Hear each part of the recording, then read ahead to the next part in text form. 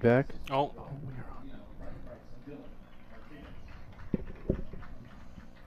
And now the starting line, your defending Pacific West Conference champion, Dixie State Trailblazer. Starting goal, 6'2" sophomore from West Point, Utah. Number 1, Zach Nielsen. Starting midfield, freshman from St. Louis. Number 2, Mitch Wilkinson.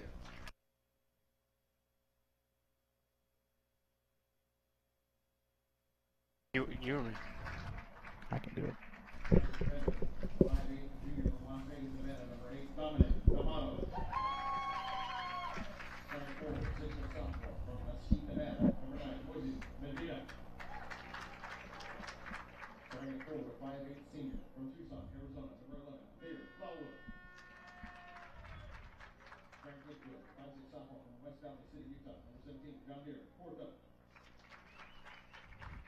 Starting defender, 6-foot junior from Las Vegas, Nevada. Number 20, Scott Robus. Starting midfielder, 5'9" sophomore from Pasadena, California. Number 22, Angel Estrada. Starting defender, 5'10" sophomore from Somerset, Arizona. Number 23, Kenny Barajas. Starting midfielder, 5'8" junior from Mesquite, Nevada. Number 96, Gabby Medina. Head coach of your Trailblazers in his first season is Sean Broadhead. He's assistant Bradley Trolla.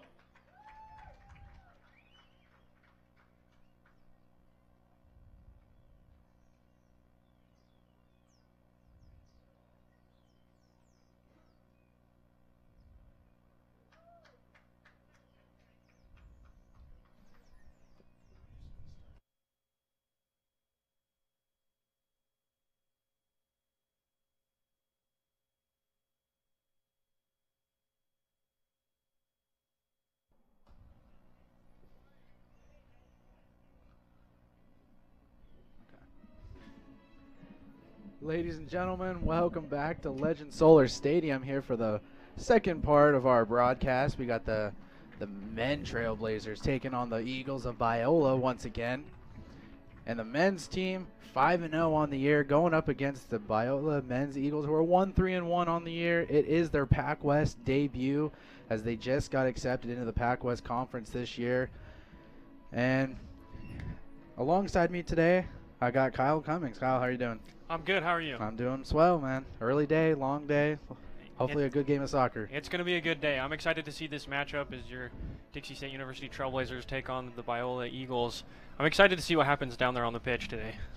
Most definitely. The men come in scoring 11 goals and only giving up 2 in 5 games. So great defensive effort on their side, as it looks like they're going to be playing the traditional 4 backs with 2 center backs, 2 midfielders, 2 strikers, and looks like 2 wingers. So 4-2-2-2, which you don't see very often, as you see the Eagles out on the right side getting their pregame rituals in. Yeah, I'm super excited to see tonight's matches. You know, the Dixie State Trailblazers took on Chaminade a couple days ago, had an excellent game, shutout game. Dixie State Trailblazers went up 1 early in the game and had a great game. I'm excited to see what they have to offer today. They have 20 straight wins, so we're excited to see what they do. And they're defending Pac West champions, of course, as they went undefeated in conference play last year, and they can only get better as the year improves. There's always room for improvement. You know, you go undefeated in conference play, and it's you know, you can't really get better than undefeated, but of course you could do better in non-conference play. As last year, they did take 4 losses in non-conference play, but so far this year they were perfect on the season, and today they're going to continue their streak to make it to 6-0, and hopefully hand a clean game. Always there's going to be physicality involved in it, but you know, good physical game is what we always want. Yeah, definitely. Clean. You want to see aggression in the players. You want to see them work the ball down the field. You want to see them mark up on each other. But definitely, no need to injure anybody today. For the first couple of minutes, we'll probably see both teams, you know, play it slowly, see how each other plays. This is their 3rd all-time matchup, but this is their first Pac West game, however. So the teams are sort of familiar, but you know, they're not rivals. They have not been in the same conference for all these years, and so it should be a lot of, you know, raw playmaking, as they're just going to go off of what they know, and go off of what their game plan is. Yeah, which you know, definitely is the best plan. You stick to what you know. You do it best in game, You practice. So when it comes time to get in the field, get on the pitch, and really execute what you practice. Moments away from kickoff, we just got the referees checking out the netting over there on the right side. No loose netting. Potentially could confuse as what is a goal and what's not. You never want a loose net. And for Dixie, they have a very, very young team. They only have 4 seniors on the roster, and I don't think that's going to come into play. I mean, they're undefeated. If it's not broke, I wouldn't fix it. And, they got 10 juniors, 12 sophomores, and 11 freshmen. So it's a very inexperienced team, but nonetheless, they are really, really talented. Yeah, like I said earlier, I'm excited to see this team go into today's match. Looks like we have the kickoff. Start with a big Dixie State boot down the pitch, scooped up by the keeper.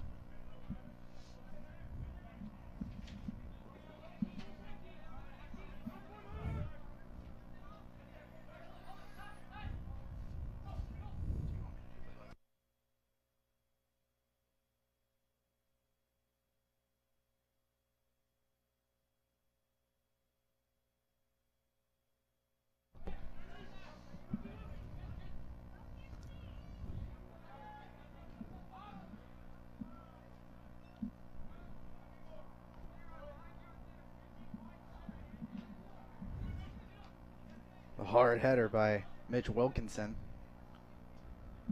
Wilkinson wins the ball back, and it goes out for a Trailblazer throw-in off the deflection of Jarrett Pugh, who is in fact their leading goal scorer with 2 goals. However, they've only scored 3 on the year. So percentage-wise, that is pretty good. As Medina gets the ball, pressured immediately, goes out for another Trailblazer throw-in. As that's Dawood with the throw. Down the line to Medina, another flick to his brother Medina, and questionable call on that one. Looked like a little bit of a flop, but still a foul. Looks like they're going to play the quick kick, work it down to the far end of the field. As the referee calls it back, don't think the ball was played where the foul was marked. That's a little bit more of a problem with the men, is that the men like to play a lot quicker than the women. They like to do any, quick strategical ways to get the ball into play fast enough to catch them off guard, as that goes to our defender, Brian Baugh, who is our assist career leader. And he is a senior. This is his senior year. Captain, all Pac West player, all the honors, you name it, he's got it. I've been able to watch Baugh play, and hell of a player, really. Been very impressed with the way he can command the back line. His throw-ins are exceptional. He really is a playmaker overall. He is indeed, as he sends in the ball over to Medina and quickly stopped by the Eagle defense.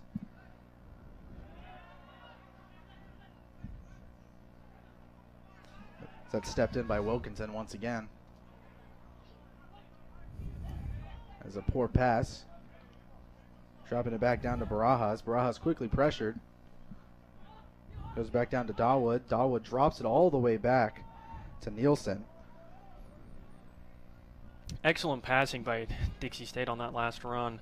They really know how to work the field, work the backfield especially. Those defenders know what they're doing back there, working it back and forth, waiting for the perfect opportunity to send it forward and make a run. That's a thing that Dixie likes to do. They like to switch the ball back and forth to see what passing lanes will open up that defense, make sure that they can open up some passing lanes for them.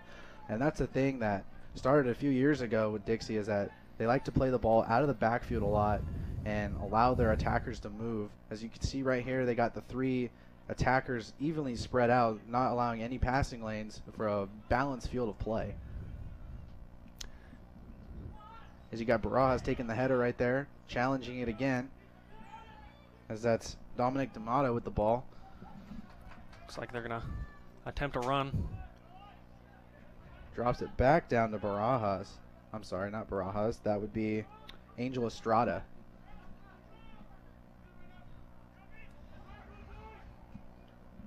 A lot of movement here early on. Trying to see what they can break down. Medina gets the ball. Medina makes a move. He's scanning. He's going to look for an open man. He'll find him. Great play-by-play. Ooh, He was unlucky. onside. You got to play till the whistle. Unlucky touch. Ball was to Arthur Dawood. Goes out for an Eagle goal kick. It looks like they're going to play it short, keep the possession.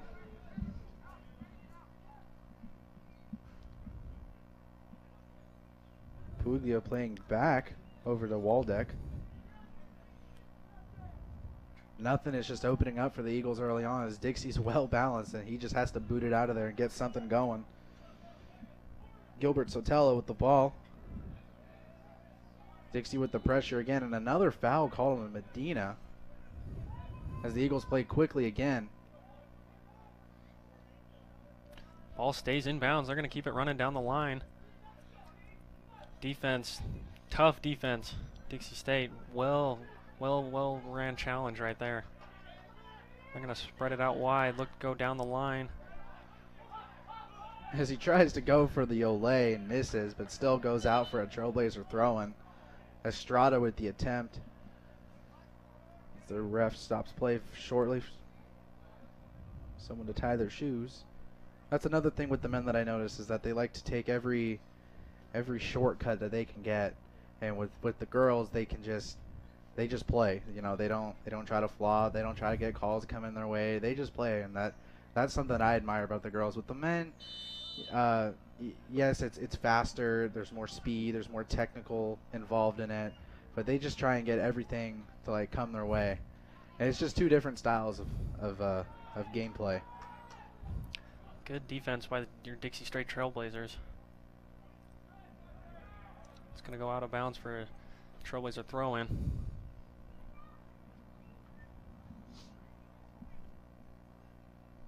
Brian Ball with the throw-in. Good throw-in received by number 9, Moises Medina. He's going to pass it to the middle to Mitch Wilkinson. Unlucky touch. The Eagles will recover.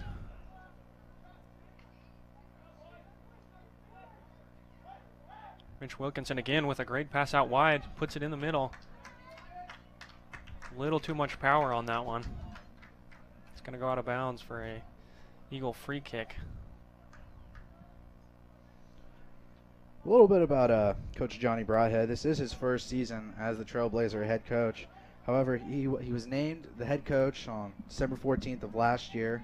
He was a 3-year assistant coach at Utah Valley University, and while he was there, they posted a 38-17-5 record. However, in one of those years, they did win the WAC championship, and they were ranked all year. And he does have a little bit of some soccer experience under his belt as well. He played at Colorado State Pueblo, had 3 goals and 13 assists in his career there. So it always helps to have, a soccer player's mind as your coach, to share his talents and to be able to spread the wisdom of soccer, to say the least.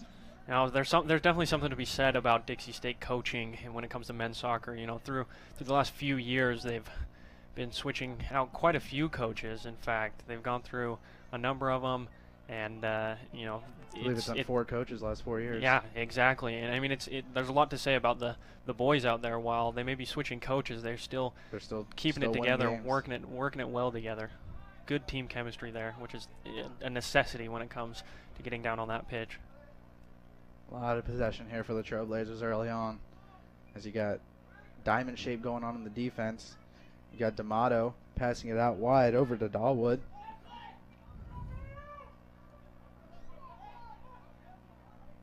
Medina with the ball, looking for someone to pass to. No one's moving for him. He's going to beat the defender, 3-on-1.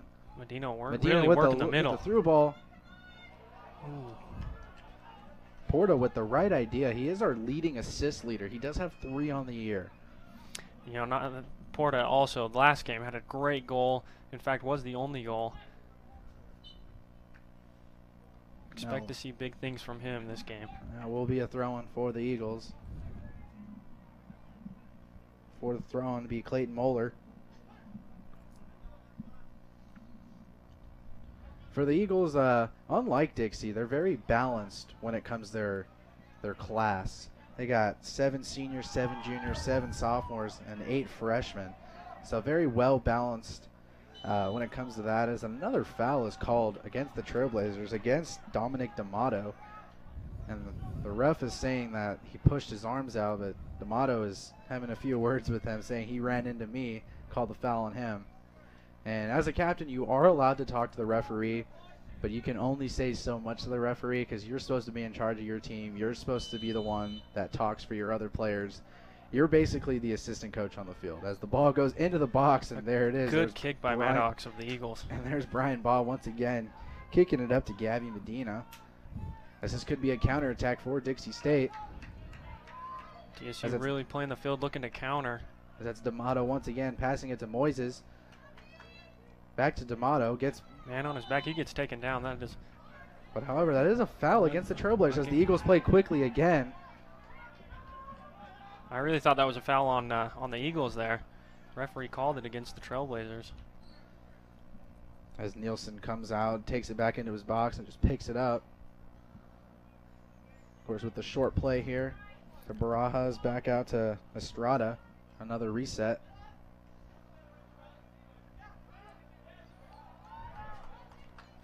Good footwork, good possession. And that's so important, especially in a team that pressures, and like the first touch is everything. If you don't have a first touch, then you should be expecting a defender within the next second or two, because you don't have very much time to be playing around with the ball. It's got to be 1-2 pass and move, 1-2 pass and move, and if you can master that, then you're going to have a very, very good team. You're going to have lots of passing lanes. You're going to have a lot of goal-scoring opportunities. As Gabby flicks the ball on. Nobody there to get it, however. D'Amato back there. Passes it over to Estrada. A lot of space here on the back side of the field. As Moises beats a defender, loses it. However, gets the ball back. Gets tangled up.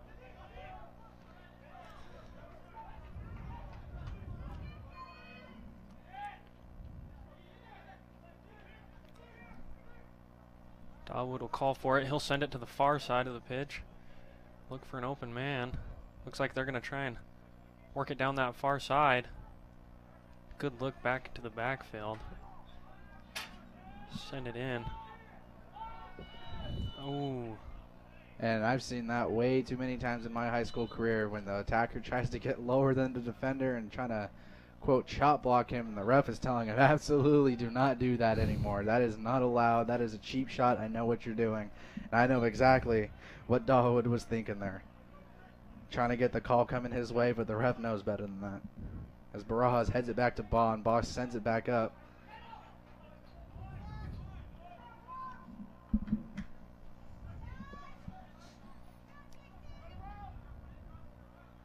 Dawood and D'Amato playing it back and forth.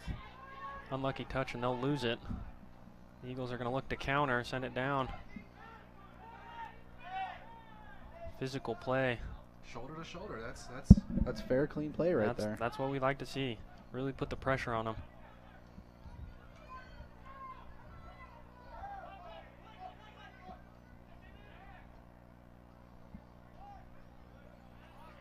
Eagles are going to send it back. Looks like they'll head back to the keeper. Keeper's going to scan the field looking for his options.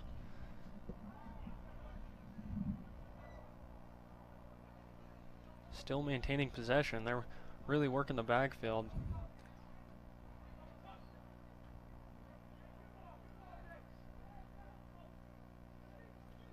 Medina looking to send it forward. Attempted flick, not quite there. He's going to go down in between two Eagles players. He did trip up, but however, he did get sandwiched by the defenders not too shortly after. So, the referee is going to call that every time. And this is an opportunity for the Trailblazers as it's about 10 yards outside of the box. And look for a shot on goal here as, every player wants to take a shot. If it's within 30 yards, they're going to try. And referee's going to mark off 10. Got D'Amato and Medina back to take the free kick. Gamesmanship to not automatically give him the 10 yards. As Puglia Medina's going to take it a quick one. No one there to receive but the defense who will head it out.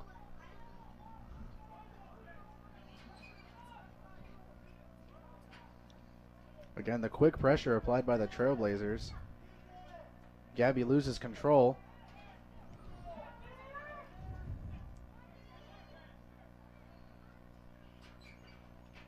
You know, you really can't let that ball go for a second. Within 1 second, you know somebody's on your back or on your front really coming after that ball. You got to be quick. It's got to be quick movement here. Lots of passing, too, needs to be involved, as that one's just cleared out of the backfield to get rid of any trouble. The Eagles are working at midfield, trying to find a passing lane. It's going to be recovered by the Trailblazers. Oh, looks like a foul called on the Eagles. Be Hunter Finnegan with the foul. Estrada to take the kick.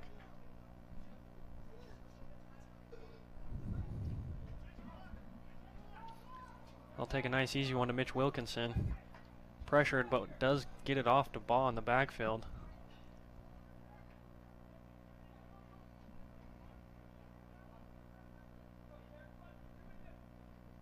He's going to send it long. Good look, good intention. Couldn't quite get the ball over the defense. Finnegan over here with the ball again. He is the assist leader on this team so far with 2. Sends it out wide to space.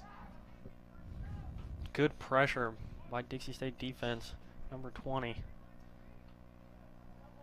Robles. Quick throwing as Ball's just going to shield off the defender. Nielsen to take the kick. Or is it Baugh? It's got to be Baugh doing the honors. Nope, just grabbing some water.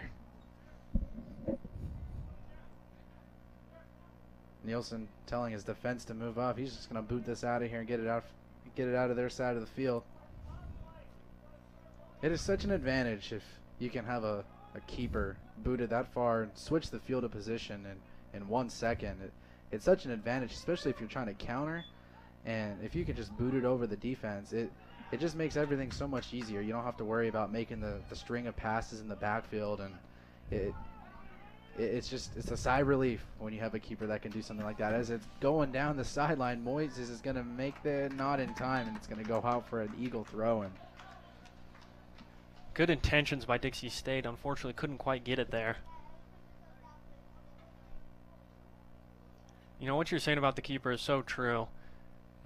One thing you just always got to be careful of is making sure, you know, as the keeper, you scan the ball, you see an open man. When the defense marks up man to man, it can be tough to boot the ball knowing, you know, you got a 50-50 chance of giving up possession. Something to always keep an eye on. And that's why a lot of the teams, they just play it short, keep that possession. As Estrada flicks it over, the through ball over to D'Amato, and D'Amato's going to switch the field once again, going out wide to Robles. Robles keeps it in play. Robles is going to work it into the backfield. They're attempting to work it down into the attacking third. You know, you got to really appreciate the patience of your Dixie State Trailblazers. Really working those defensive players, making sure they find that open passing lane. A lot of 1-2 passes going on over here. Quick play. Something about this Trailblazer team is that they have 5 returning all Pac-West first team selections, and when you have that on your team, it's extremely helpful, and you know it's a lot of confidence, and maybe it might make the other team a little bit intimidated. And they also have 2 returning all Pac-West third team selections, so this is a very experienced but young team. And not a lot of teams can say that. They can say that they have a lot of returnees, but they're all seniors or they're juniors. But most of these guys are sophomores and juniors. And sophomores, a little bit of juniors, and of course the freshmen, they still have to prove themselves. But just with 4 seniors and just being able to do the things that they are able to do, and like how we were talking about earlier with all the new coaches, it's impressive. You know, it really is, especially with their last season, you know, Pac-West champions, undefeated season. It really puts a target on their back, which, you know, it can be intimidating but you know, they've done an excellent job this season of really sticking to their guns and showing the opposing teams that they're not here to mess around, that they're here to repeat and take another Pac West championship. You know, it's been impressive to see that winning culture in this young Trailblazer team.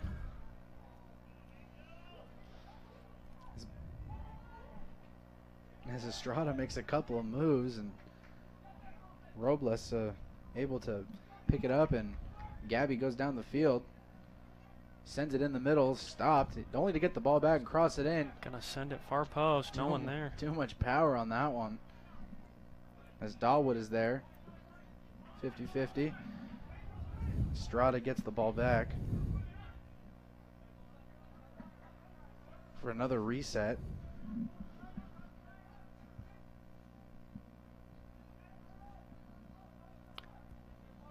Good moves by Medina to get the ball out wide. He's going to attempt to cross it in. It's going to go out. Looks like a Trailblazer corner.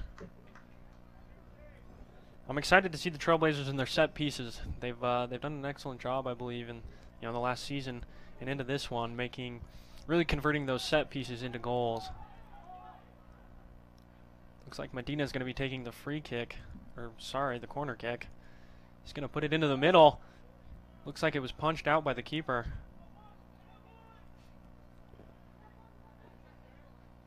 Mitch Wilkinson. Dahlwood looking to send it back in. Great footwork by Dahlwood.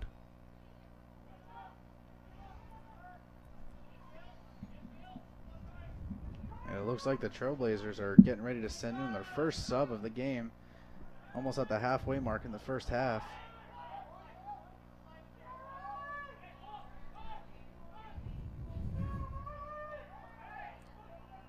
Great battle going on between the two defenders as he beats him on the outside, looking for that left foot shot, looking for someone to pass to. Got three defenders on him. Tries the Maradona. Couldn't capitalize, however. You know, great footwork. Really what the Trailblazers needed in that final third just barely was an open man. Looks like the Eagles are gonna send it through, kicked out of bounds. Good boot. Barajas really likes to go down to his knees and likes to slide a lot from what I've been seeing. Likes to get to that ball first, make sure the other team doesn't have any chance of getting possession at it. Looks like it's going to be an Eagles throw in. He's going to throw it far. Three Trailblazer defenders there, and a shot. Pretty wide. Looks like we're going to have a DSU throw in. Sorry, DSU free kick after this their first substitution. A lot of complaints going out there. The Eagles arguing that it should be a corner, but what the referee says, what the referee goes. And coming into the game, it's going to be Gustavo Ortega coming in for Mitch Wilkinson. And looks like Ortega's going to go out to the right back. And Nielsen to take the goal kick.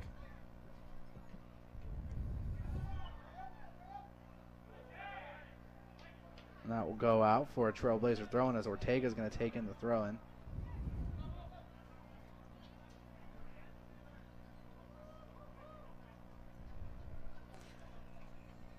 Just over 20 minutes into the first half, both teams each have only one shot. Neither one was on goal. You know, like you mentioned earlier, both teams this first 20 minutes or so really been playing the field, looking to see how the other team reacts to the certain moves. Definitely haven't been quite as many shots as each team would hope to have, but I'm confident we'll start seeing more and more as time continues. And a misplay by the Trailblazers, and the Eagles on the counter attack. And a clean tackle by Ortega. And on the ground is Jarrett Pugh, and he looks like he took one to the shin. And he is down. As Dahlwood plays around with the ball. Pugh gets up, walking around. Goes back to Estrada, and Estrada looking. Porta looking for an open man, finds Dahlwood out wide. Send it into Ortega. Looks like he's going to go with an easy pass. Flick into the middle off Medina. And a deflection makes it a Trailblazer corner, their second one. It's going to be Gabby Medina doing the honors here.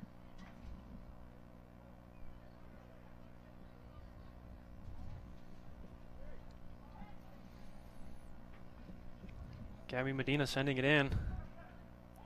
He'll put it towards the middle, headed out by the Eagles. Still remaining in Trailblazer possession. Working it out wide. Beautiful through ball. Looks like the referee's going to call him offsides. Great intentions, good work, good passing by your Dixie State Trailblazers. Unfortunate offside position. You know, that's something we saw quite a bit in their last match versus Chaminade. They had a couple of goals retracted due to offside calls. It's something the Trailblazers have seemed to struggle with is keeping onside. As Ortega heads that one out, but it looks like it no, it was off Ortega. It's going to be an Eagle throw-in. The Eagles are going to make another substitution. It's going to be number 21, Colton Hunter. I'm sorry. The Trailblazers are going to bring in Sean Jen. And coming out is going to be Moises Medina. And coming on for the Eagles is number 24, Jack Sobolski. And coming off is going to be number 21, Colton Hunter. As Moeller makes the throw-in.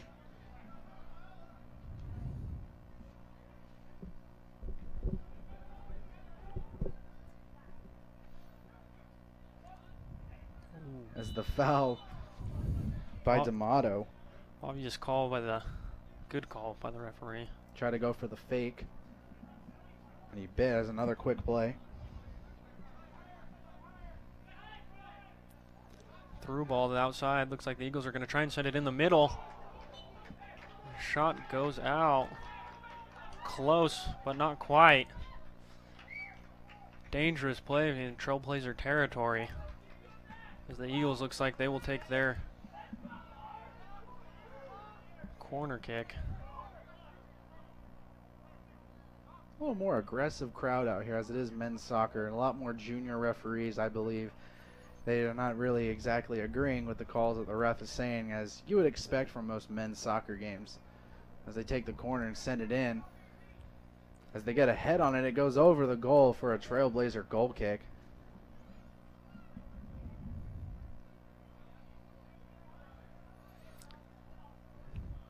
Nielsen to take the free kick.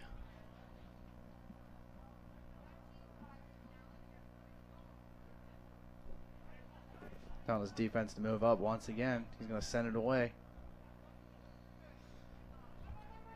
Exceptional power. Boot it down almost to the 40-yard line. Strada sending it over.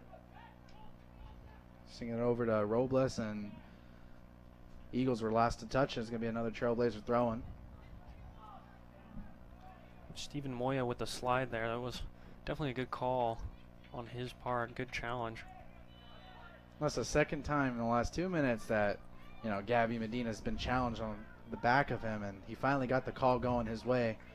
And another thing with the men's that I've noticed is that what my coach used to call it, we played with our hands up, and that's whenever a ref made a questionable call, and, you know, we look at the ref with our hands up. They're like, come on, ref, like, what are you doing? Like, you got to call that. And, you know, a lot of the times if the ref, if he really dislikes you, then he's going to give you a word about it. He's going to give you talk about it. He's going to give the captain and be like, hey, don't give me those signals.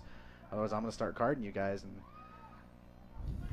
some great passing by your Trailblazers. One unlucky touch, and Eagles are going to recover.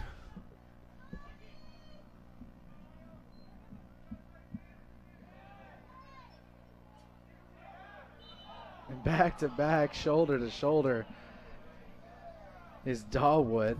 As there was a short little push from the Eagles on behind him, but retaliation is what's going to get him caught. As it's quickly played over. Switching the field of play. As we have a substitution for the Trailblazers. Coming on the field is going to be Ricardo Villa. He's going to be filling in for Othir Dawood. And coming in for the Eagles, it's going to be number 8, Hernan Sotelo. He will be subbing in for I believe that says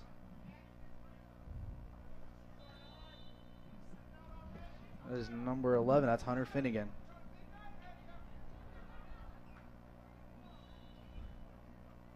There's a handball called against the Eagles. Another free kick for Brian Baugh. He's going to be looking to find. He's just going to drop it back to his defense. Have Barajas set up another play. All the attacking starts from the defensive third of the field. Get the attackers in the position that they need to be. Is Barajas, Baugh, and Ortega just switch the ball back and forth to the thirds of the field. So you get a little bit of a flop there once again, but it's called against Sean Jen gets the call. And another free kick for Dixie. Just over 15 minutes left in the first half. 0-0 so far. Looks like Dixie's going to start from the backfield and work their way up. Attempt to work it down that side.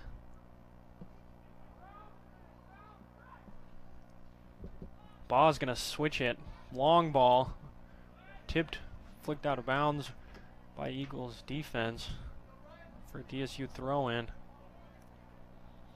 Looks like Brian Baugh's running over to take the throw, and like I mentioned earlier, the kid's got an incredible throw-in. Really can lob it into the center of the box, open up for dangerous play in the Eagles' territory. DSU will look to strike. Great opportunity. Ooh, just on the far side, just wide. Good header. Getting ahead on the ball was number 20, Ascari Robles, a defender. And chances like that don't come very often for a defender. It's true, you know. Being in the backfield, you work your butt off, play some hard defense, but every opportunity you get to take a strike is a great opportunity. You know, again, exceptional throwing by Brian Baugh set those up for good opportunity to strike. Puglia with the boot.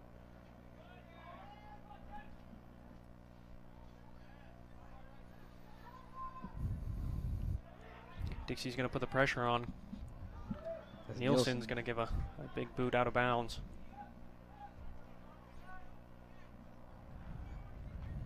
Quickly thrown in by the Eagles. It's just instant pressure. It's just been a constant thing today.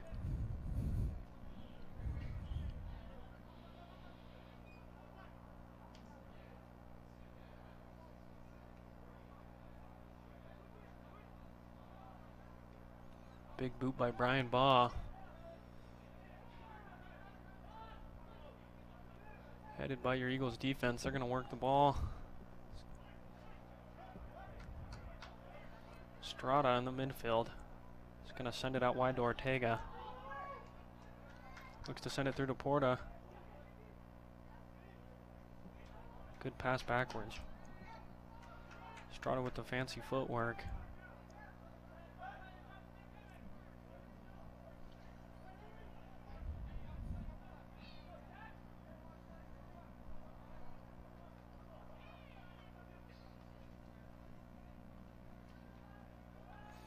Both teams going into today's match 1-1 with each other.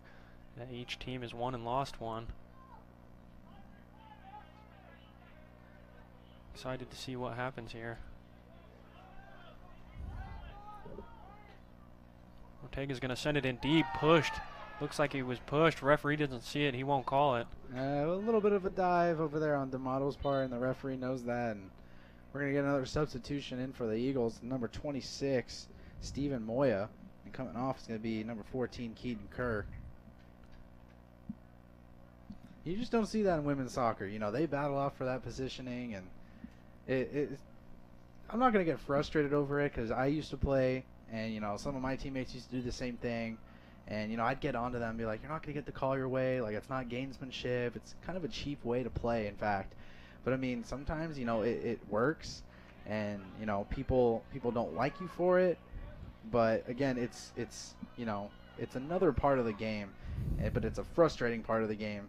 Because games can be, you know, decided by that game a couple years ago when Arjen Robben for the Netherlands flopped in the box against Mexico and got that penalty kick. And potentially won that game for them just because he flopped inside of the box and the ref didn't see the whole thing. And, you know, he got a lot of criticism for it, but I mean, they won the game, and, you know, for a lot of people that matters. And, you know, D'Amato was just trying to get a penalty as he was inside the box. He may have been pushed like just a little bit, but not enough to, you know, fall to the ground and get a call for it.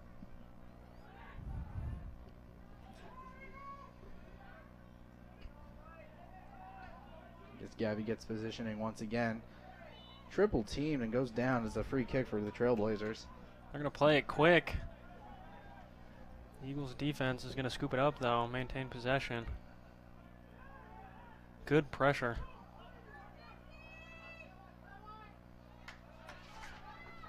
Good moves by Estrada.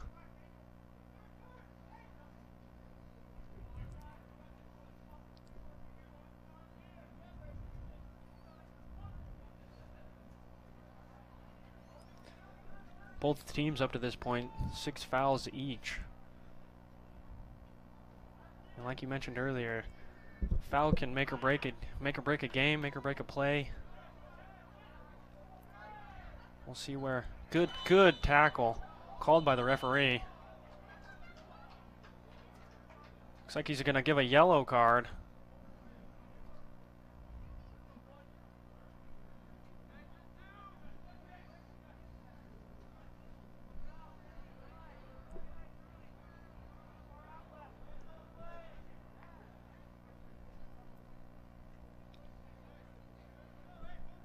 Not quite sure who that yellow card was called on.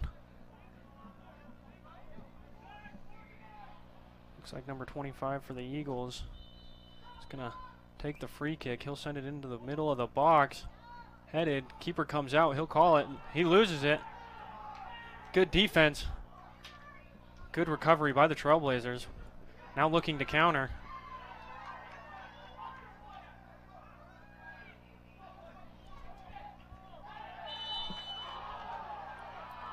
A lot of yelling going on in the stands as Barajas is getting a word from the referee as he's made a couple of questionable plays in a row, and a couple of the players talking to the ref saying it's been going back and forth. We've been both playing a little bit physical, but the ref doesn't issue out a card here. Talking to D'Amato, ref's telling us this is a 50-50 chance, but going a little bit too hard as he marks off 10.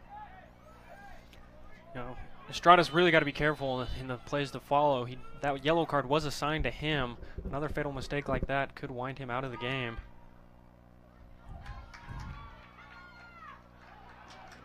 We got a counter chance opportunity here for the Trailblazers as Gabby sends the ball up. Gets flicked onto Estrada. It's a 3-on-3 break with Jen out wide. Got 3 more crashing down on the right side. Got Gabby wide open on the right side. Couldn't quite get to him.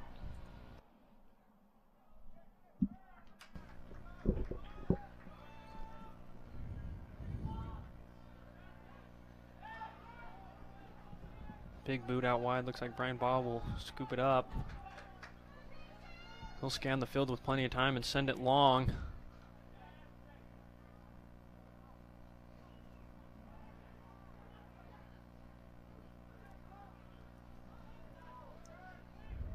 Biola looking to switch the ball. They'll work it back into the middle, send it out wide. 2 men in the middle uncovered. Looks like he's going to take a shot just wide on the far right. Dangerous attempt for your Dixie State Trailblazers. Trailblazers with a substitution coming on is Enrique Buccio.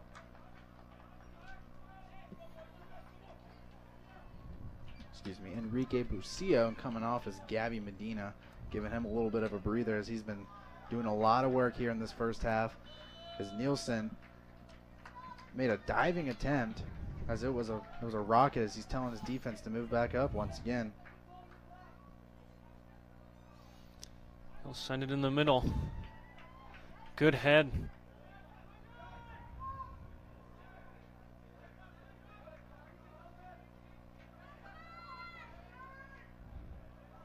Some good footwork, good possession by the Eagles.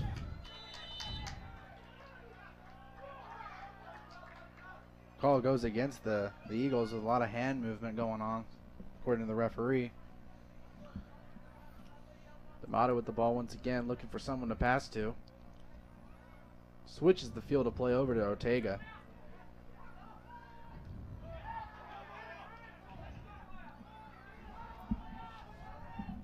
It's going to be Moya on the play, making that stop.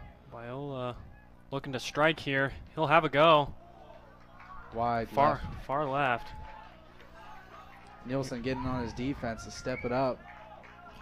These last few minutes here, Biola's really been taking the shots, which, you know, the majority of them may have been wide, but they're taking the shots, which is what counts.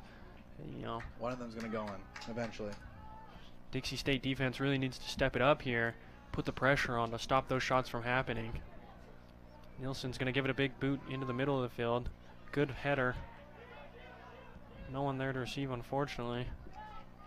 It's going to go out of bounds for a Biola throw-in.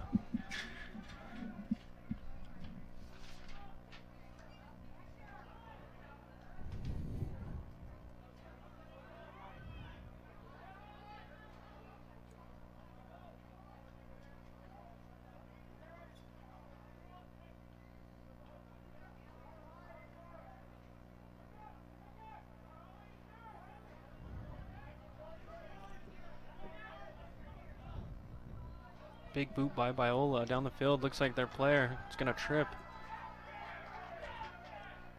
Still with possession, Biola. Big boot out of bounds. Looks like it's going to be a Eagles throw-in. You know, going into this weekend's match, your Dixie State Trailblazers have been averaging approximately 16 shots, with 8 of those shots on goal, about 50%, which is, you know, excellent. But that's just not something we've seen in today's match.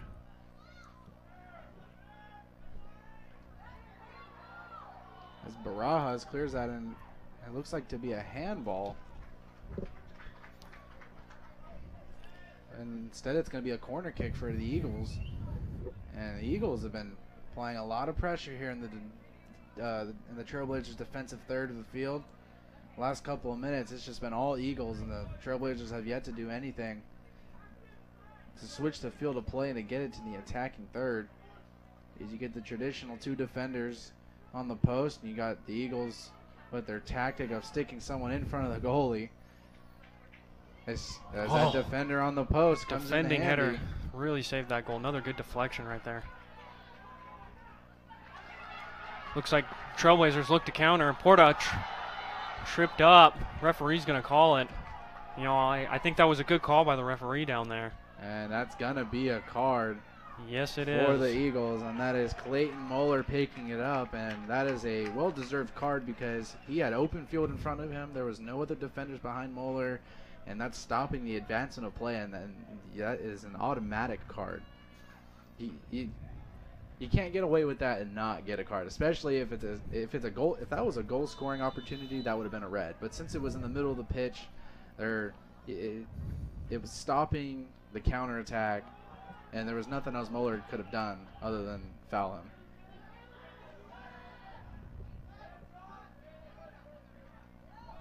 A lot of excitement going on in the crowd, a lot more than in the women's game. A lot of more fans are getting into it, are reacting to all the calls. And just memories of when I used to play and how aggressive our parents used to be, and I'm sure that's how they still are today. Every call the ref makes, you hear it. You know, I think it goes to say, really, you know, being out there from my days on the pitch, being out there, hearing the fans cheer you on, you know, knowing you have fans there supporting you, cheering for you, it really does. It can make or break a game. Knowing that there are people watching you, supporting you, it really pushes you mentally and physically to do your best. In games like this, the Trailblazers, they have everything to lose. You know, they're the favorites to win this game, so a lot more of the pressure is going to be on them. As for the Eagles, I mean, they've got 1 win, 3 losses, and a tie. You know, they have nothing to lose, and so I'm sure that's taken into consideration. That's 2 quick fouls in a row by the Trailblazers, and Sean Jen once again putting his hands up as to why the foul was called on him, and refs letting him know, like, hey, that was a foul.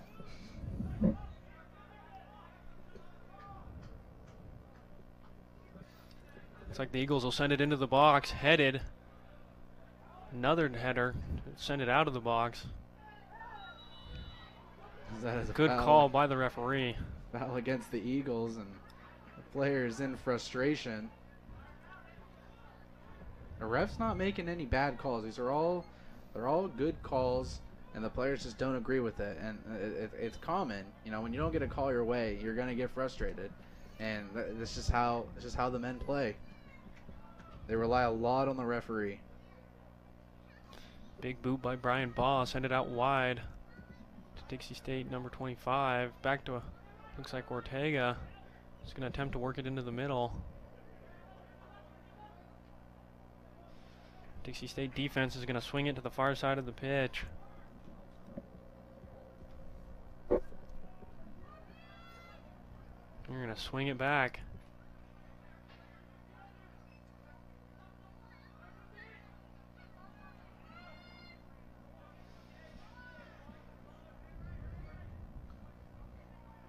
Some quick 1-2. Oh, looks like Porta wasn't quite ready for that give and go. It's a deflection, however. It is a Trailblazer throw-in.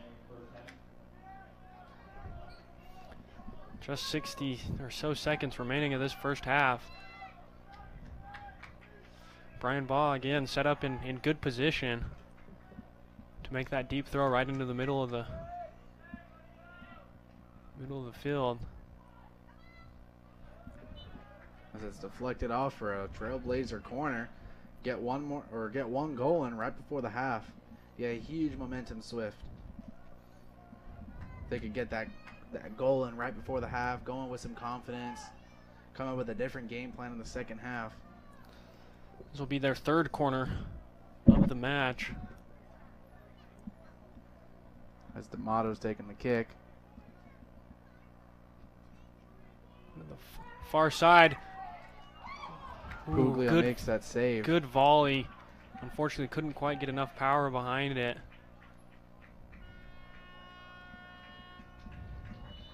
And that will conclude the first half of our Dixie State men's soccer game against the Biola Eagles. And your score at the half is 0-0.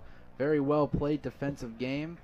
Coaches will discuss the things that they need to do to possibly get that first goal on the board if, you know, maybe they want to be more defensive and see if they can get them on the counter, or maybe they want to go all out attack. But, you know, the coaches know what they're doing. They know what their players are capable of, and they're going to make the adjustments that they need to make sure that they come out with the W in this game. And on that note, we'll be back in 15 minutes, and you have been listening to the Dixie State Trailblazer Sports Network.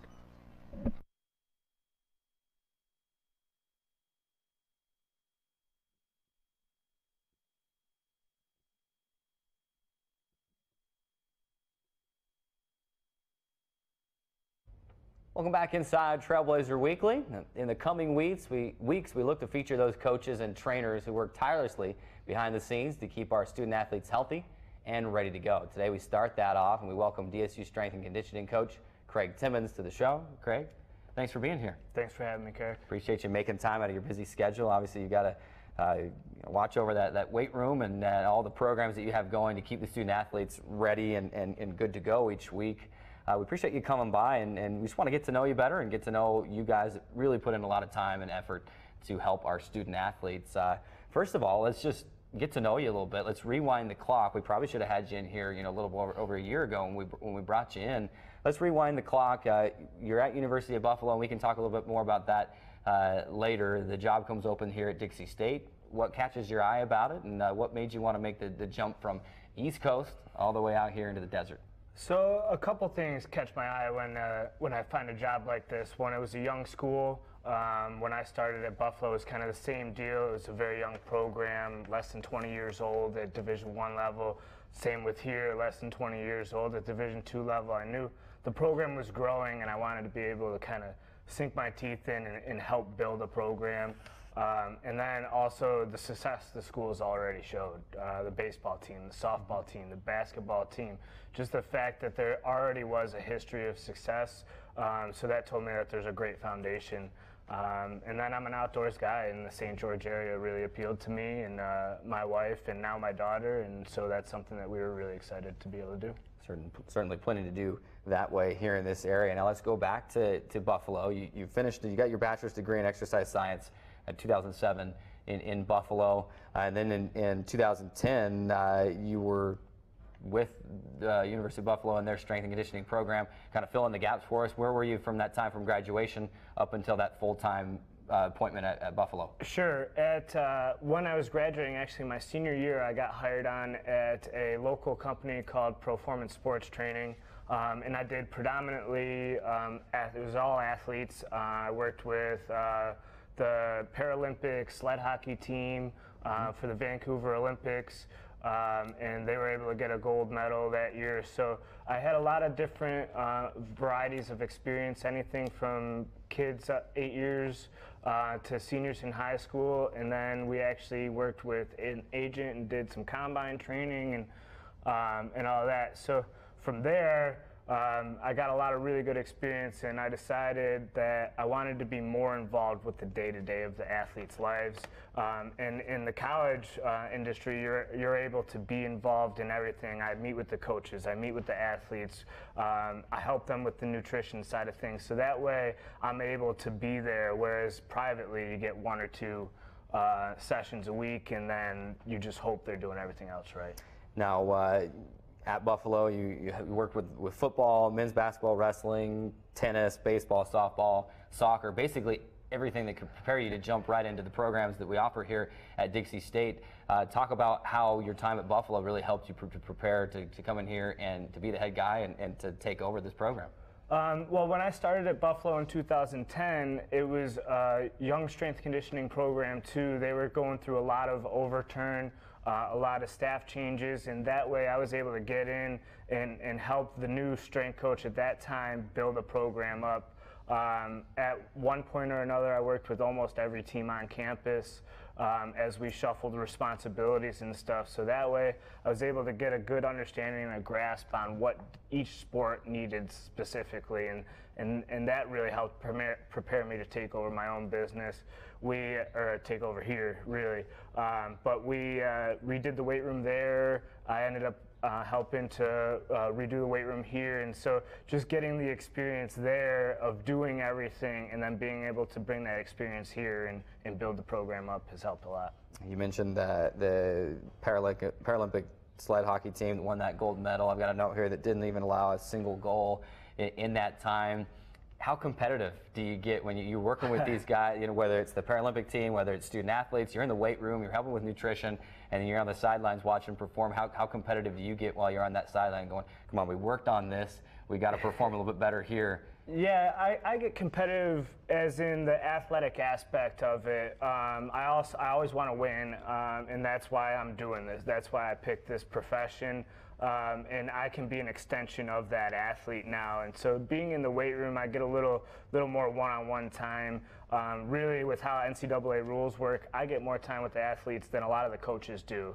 And so I get to be kind of that middleman from the coaching staff to the players. I get to help portray that message. And so that when I'm on the sideline of the football games and stuff, that's all I'm doing. I'm trying to help portray coach's message and trying to get the guys performing on all levels, whether I'm helping stretch a guy or helping get a guy warmed up or whatever it is that I'm needed for. I just try to be there to help coach out. And how satisfying is it when you're working on someone with a particular workout, you want to help them get a little bit stronger, and then you get to see them out on the field, they're a defensive lineman knocking an offensive lineman, right on their back, or vice versa. How satisfying is that for you when you see something that you've worked on specifically with a particular student athlete, and they go out and they perform and they do it? I think it's really satisfying, but as I always portray to the athletes, it's them that have to put the work in. I can tell them this is what you need to do, but as long as they're not putting the work in, then it's no good for us, So that's something that if they put the work in, I think it should be just as satisfying for them.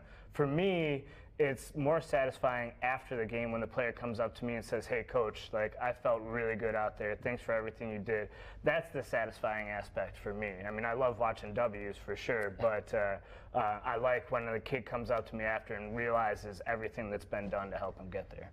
And you mentioned the weight room. It's almost like you saw my notes here before the interview, but you mentioned the weight room and that you'd done that before in previous programs and you got here and wanted to be able to do that. How much do those facilities play into being able what you're able to do as a strength and conditioning coach? Obviously, if you've got old, outdated equipment, you can't help the student athletes get to the point where they need to be. But where was that on the priority list when you came in, and how much does that really help you as a strength and conditioning coach be able to accomplish the goals that you set for these guys? It was towards the top of my priority list. It was something coming in I knew was a possibility, but it wasn't set in stone, so I knew there was a lot of work to be done. But really, when it comes to training in the weight room, I'm very limited on time that I get with each athlete, so efficiency is key. So weight room design is huge, and so I really wanted to change the weight room mostly to get a lot more efficient, so I could run more teams at once, run more athletes at once. We can lift offense all at once and defense all at once now, which we weren't able to do in the past. So that's something that makes a huge difference, efficiency and hours-wise, that helps a lot with the programming. But then recruiting is another huge side of things. I mean, athletes come into that weight room now and it blows them away. Seeing the logos on the floor, seeing the logos on the racks, it's something that really helps with recruiting. Knowing that the school is committed to these facilities helps a lot, and Legend Solar Stadium obviously helps too. Let's talk a little bit about day-to-day schedule. Help the viewers out there get to see into kind of what a day in the life of Craig Timmons is like. I'm sure it's from before dawn to after dusk. 15 teams that they're not always all in season, but even the teams that are out of season have they're able to work out and do Sure. some things. Take us through it. We're in the fall schedule, so take us through just any given fall day. How many teams are you working with on a daily basis? And when are you here? When do you get to go home finally? So really, mostly every team is working year-round. There aren't really any teams that we take off time with. It's either we're off-season preparing for the season, or we're in season trying to stay healthy. So it's really something we're always working. My alarm goes off usually around 4:15. And I'm usually on campus by 5:15, 5:30. Tuesdays and Thursdays, cross country's in there at 5:45 grinding. So that's something that we get started right away. Generally by 9 o'clock in the morning, I've had 7 to 8 teams already through the weight room. So it's something that I have 2 part-time assistants that help me a ton with the mornings. And so there are times where we'll have 3 teams going at once in the weight room, where one's finishing up, another one's just starting, and one's in the middle of the workout. And with the new setup, I'm able to roll them through with no issues at all. How much planning and preparation does that take on a daily basis? You sit down at night and say, okay, this is who I have tomorrow. This is what we want to accomplish. A lot of it's really planned ahead of time. So the summer is when we spend a lot of that time planning, and then December for the spring semester, as we're getting all the schedules nailed down. But a lot of the actual planning of this is what the schedule is going to be, this is who we got coming in, this is how we're going to run it, that's already done. My day-to-day planning is I've got a year plan out for the athletes already. I have a plan of this is what phase we're going to be in this time of year, this is what phase we're going to be in at this time of year. So really I just got to have their workout cards printed and have the weight room set up and ready to go. So the day-to-day planning isn't as bad. It's just really getting in there and grinding with the teams. But then it's the planning outside of that takes a lot of time. And me and my assistants, we probably spent a good 2 weeks of back and forth of this is what we want to do. How's this program? How's this program? What do you think of this? And we get three eyes on every program we do, and that way we're really, if we're missing anything, we'll know. We'll find it. How do you balance your time as you bring each team in? Obviously, it varies depending on how big the team is. But football team, say you bring them in, maybe they come in shifts, offense and defense. Yep. I'm not sure that work out because you're not going to fit 100 guys in there at one time. But there's so many guys in there, even if you split them up between offense and defense, that how do you balance your time and focusing just working with the team overall, and then how much one-on-one time do you get with each student athlete? So I don't get a ton of one-on-one time, but I'm able to create a lot of instances within the workout where I'm coaching an athlete individually. I run on a cadence, so I usually have a whistle in my mouth and a stopwatch in my hand, and where, all right, set 1, set 2, set 3, and so I know exactly what they're on, when they're on it. It's not guys just randomly everywhere in the weight room doing whatever they want. And we have 12 racks in our weight room. I pretty much take over 4 racks. I have one assistant that takes over 4 and another assistant that takes over 4 when we have, say, 60 football players in there. And then it's 5 guys to a rack, so it's about 20 guys per coach. And so it's really not too bad at coach to athlete ratio when you think of it that way. Well, we appreciate you stopping by today, Craig. Our time has run out on this segment, but we just really wanted to bring you in and get to know you a little bit and feature you and kind of let you tell your story. I see you and those athletic trainers down there working with these student athletes on a day-to-day basis, and that these guys probably don't get enough credit for what they do, and it's probably how you want it. You probably want to be that guy that just helps work with them in the background, and then it's satisfying to see them accomplish their goals. But certainly those of us that are around the programs enough see that, we recognize that, and we appreciate all that you do to help the student athletes here at Dixie State University. It's incredible to see what you guys do with them. I appreciate your time too, Carrick. Thanks for having me on. So, thanks for stopping by today.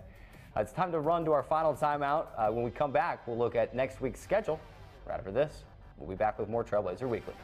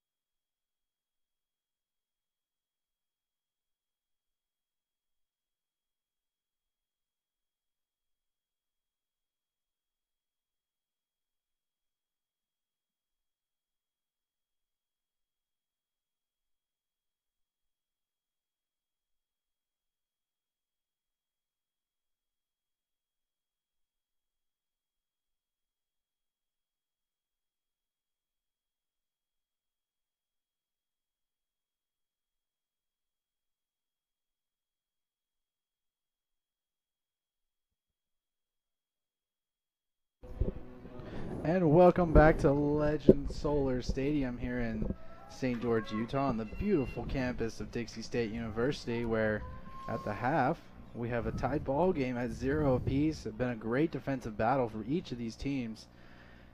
And Kyle, what are you expecting to see in the second half of this game? I always love to see the players come out at halftime and retake the pitch. I always love to see after the few minutes, 10 or so minutes they have with their coaches, as they talk strategies, they talk, what they've previously done, and as they talk game plan going into this next half. I always like to see that, because they always come out, retake the pitch, and they have fire in their eyes and in their hearts, and they're ready. They're really ready to step up and do big things, which is what I expect to see. You know, here in the next few minutes, I expect to see big plays from both teams. Like you mentioned, it's been a very defensive-heavy game, which you can't have a good offense without a good defense. But I expect to see some bigger offensive plays. And there were a lot of fouls in that first half, each team getting 1 yellow card apiece. Dixie having 10 fouls and Biola having 9. So you do have a lot of physical play going on. The ref's letting them play a little bit, but he's going to stop play when he thinks enough is enough, and that's what each team needs to take into consideration now that the ref knows what how each team is playing. He knows what to expect from them. He's going to let them play, and if he sees anything that could potentially lead to an injury or a cheap shot, then he's probably going to hand out a couple more cards here in the second half. Yeah, aggression is obviously, like we before mentioned, aggression is an excellent part. It's a needed part of each game as you tackle your opponents. But like mentioned, there's no need for physical injury. No one needs to get hurt today. Everyone should walk away complete with no injuries.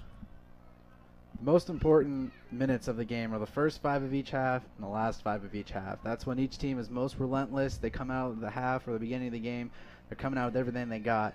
And then if it's a close game towards the end of each half, they're gonna give everything they got. And that's something that each team should take into consideration with each other, because each team is going to be more vulnerable. If this game continues to be 0-0, they're going to be going to the wall, and they're going to do whatever it takes to get this win.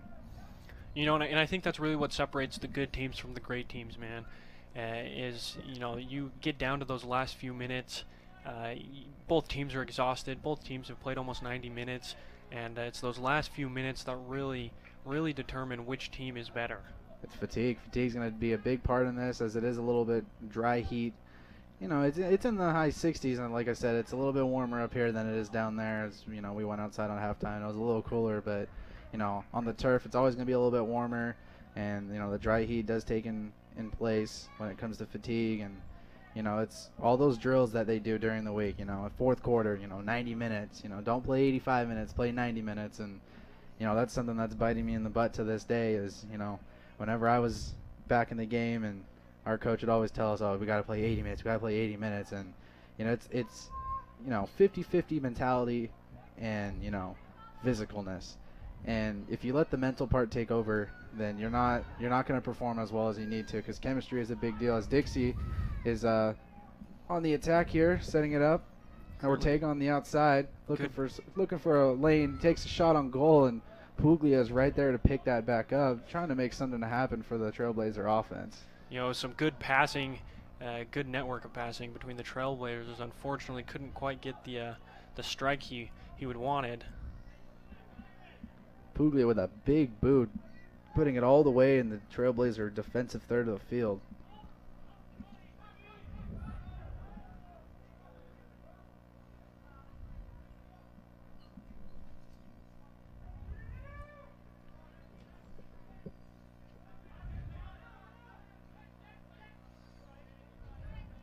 In these first few minutes, unlucky touch by Biola, number 12. Parker Cetran. It's going to go out of bounds. Dixie State throw in. Off the ground, good play. Dixie State still with possession. They're going to take another throw in. A few minutes into the second half, we have the Trailblazers with 4 shots, 2 of which are on goal, and your Biola Eagles 6 shots, 1 of which has been on goal. And I really expect and hope to see more shooting from both of these teams. As you see, the Trailblazers are playing with 3 backs as they're trying to get that 4th defender to possibly help out the offense, as that's just an extra attacker that can help them out. And Gabby Medina heads the ball over to Puglia. Puglia picks that up and gonna boot this one away. As that is Barajas heading the ball out of play for an Eagle throw-in. As the Eagles have 8 attackers now, as they're trying to break this 0-0 tie. and you got to be careful when you leave 2 defenders in the back. I know the Trailblazers only have one attacker up top, so not much can happen. But still, if you have a speedster out on forward, and a defender makes one mistake, it's going to be trouble, especially with the goalie being as far out as he is. You just ploop one over him and get a quick goal as the throw-in comes into the box, and Nielsen comes in and punches it out. Malora trying to get a shot on goal as it's kicked out, and Moises Medina 4-on-1.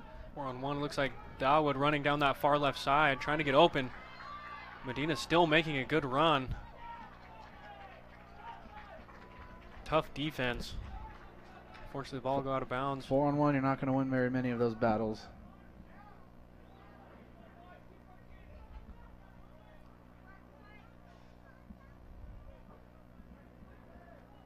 Ortega looking for that cross once again on top of the 18. Just misses Gabby.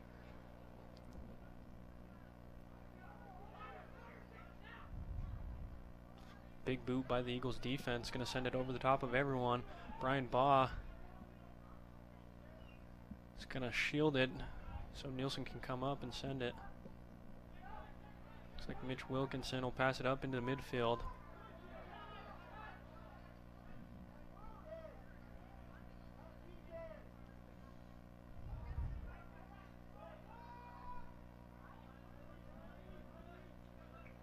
Now, just because the Biola record says 1-3-1 doesn't mean you take them lightly. They tied the number 4 team in Division II soccer, and they tied them 0-0.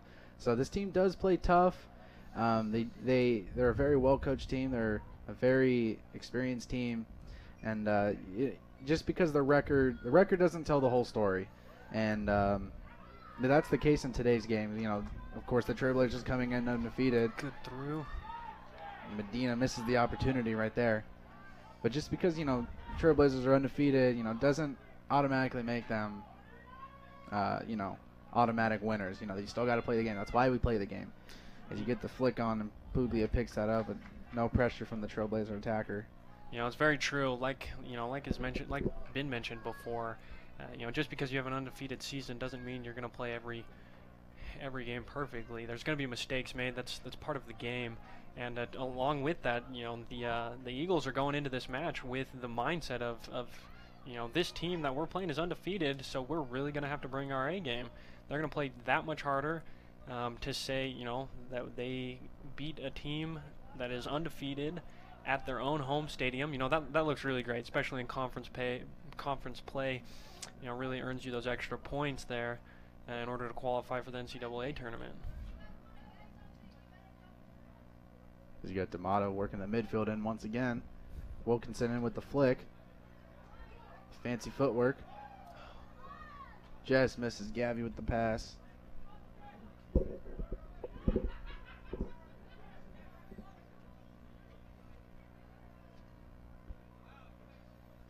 little bit less pressure here in the second half from both teams, and fatigue is probably the reason of that. Playing a little bit more conservative as there is a through ball, but it's too far, and Nielsen will pick up that one and deliver it.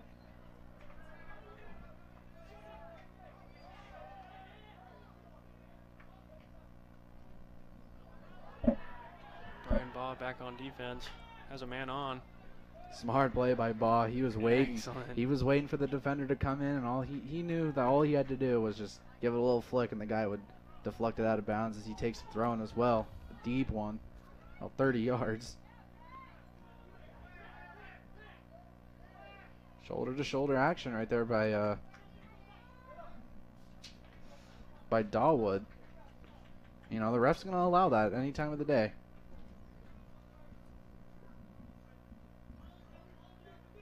Deep throw received by Medina. Headed to Biola. He's going to attempt to work it down the field. Headed out of bounds.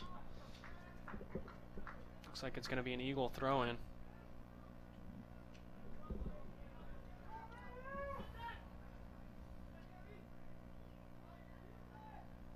Big boot by the Eagles. It's going to go out of bounds for a goal kick. Nielsen's going to take a quick goal kick, maintain possession.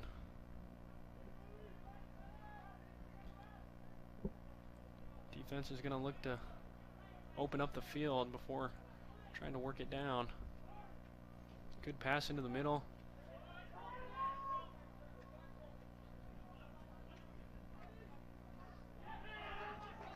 Dahlwood quickly pressured by Parker Cetron.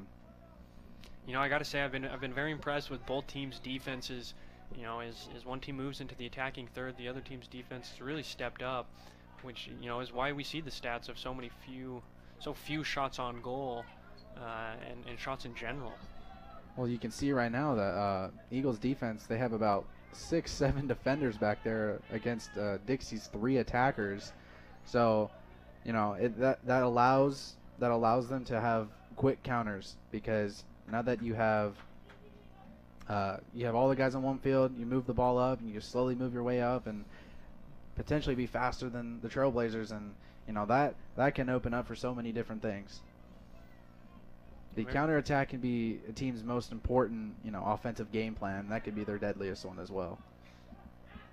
Big switch over to Wilkinson, who will put it back into the middle.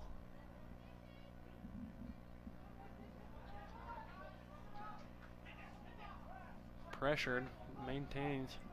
Robles with hands all over the defender, but still gets the call. It's going to be a Trailblazer free kick.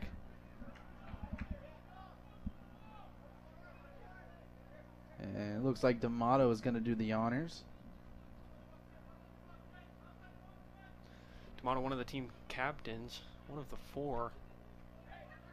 He's been an excellent player in the attacking third. See what he does here. So right now there's 4 attackers and there's 8 defenders. So it is a defensive battle, and it is going to be a little difficult for the Trailblazers to get anything going when you got 2 times the defenders on you, and maybe that's something that Coach Broadhead's going to have to think about. You know, maybe on corners, as he's doing right now, everybody's up except for Barajas, and they're going to probably capitalize on this. Big corner. As ball gets ahead on it, ball goes straight up in the air, 50-50. D'Amato gets it again. Attempt to send it, not quite. D'Amato stops the counterattack. And a little bit of miscommunication from Dahlwood and D'Amato, as it is an Eagle throw-in. Looks like the referee blew the whistle. Looks like there's a substitution on the field. Looks like Eagle substitution, number 8. Hernan Sotelo is going in. Number 21 of the Eagles, Colton Hunter, coming out.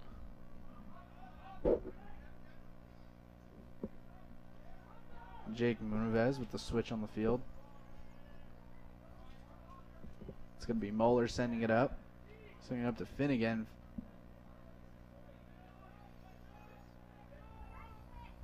You know, it is a beautiful day here in St. George. You know, got overcast. Makes for lovely playing weather. I'm sure those players on the field appreciate a nice overcast and a gentle breeze. Obviously, you don't want anything too windy. It's going to be a strike from number 9, Moises Medina. Unfortunately, it's going to go far out wide to the right. But it looks like there may have been a touch, and it'll result in a Trailblazer corner kick. I saw what he was trying to do there from this angle, and it looked like he was trying to add a little bit of a curve to it, but obviously the deflection made it so that couldn't happen. But I did see that he was trying to get that upper corner up in the right, get that goalie caught off guard, and unfortunately couldn't get that to happen. Big corner kick. Looks like number 24 of your Trailblazers, Gustavo Ortega, is going to touch that one. Attempt to get it in, but it'll go wide. Looks like there's going to be another substitution for your Dixie State Trailblazers. Mitch Wilkinson will come out as Zach Beckman goes in.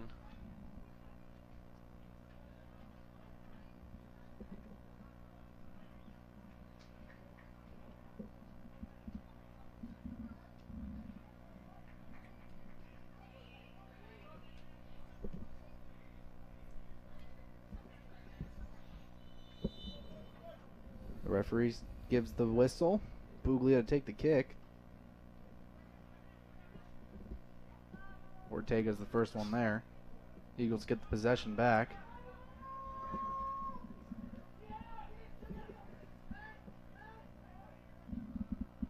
And that's going to go straight to Nielsen as he rolls it right back out to Ortega. Ortega taking on 3 defenders.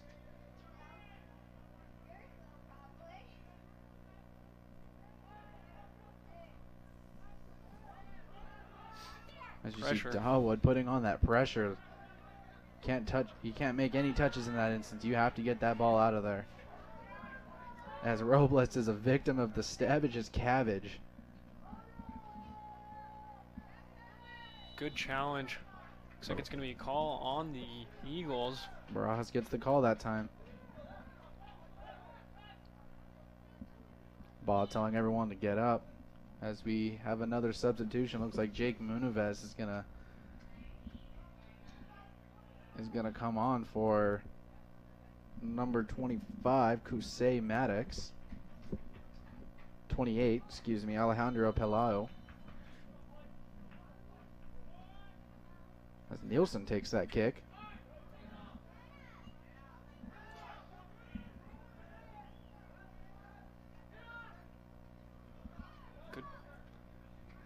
A lot of pressure in this game, which is great to see. Makes for a tough game. And there's a through ball. Unfortunately, just quite couldn't get to it. Nielsen gets a hand on it, but however, Biola tries to get possession back, and it is quickly deflected by Estrada, and it's going to be a Biola corner kick. Dangerous opportunity there, as Nielsen couldn't quite get his hand on the ball as he was trying to dive for it. Missed opportunity by the Eagles. As we'll see what the Eagles' strategy is this time for this upcoming corner. Looks like Maddox will be taking the corner for the Eagles.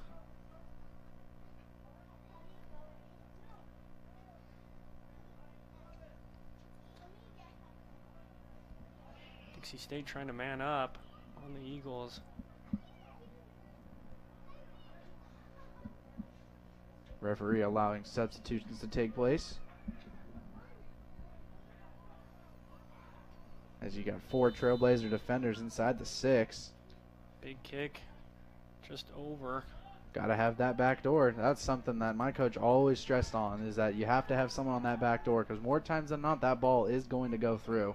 And, you know, it could have caused some disturbance inside the box if they would have had that back door to be able to send it back in and cause more mayhem inside that box. And, you know, maybe that's something that the Eagles need to work on.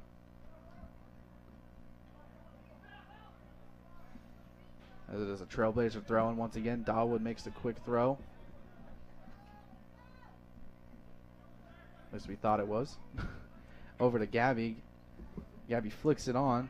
Munives right there to stop it. Dawood gets the ball back. Dawood all over the field right now, making play after play. He's had most of the possession these last couple of minutes. Drops it back down to Robles. Robles drops it back down to Baugh, and Baugh switches the field over to Barajas.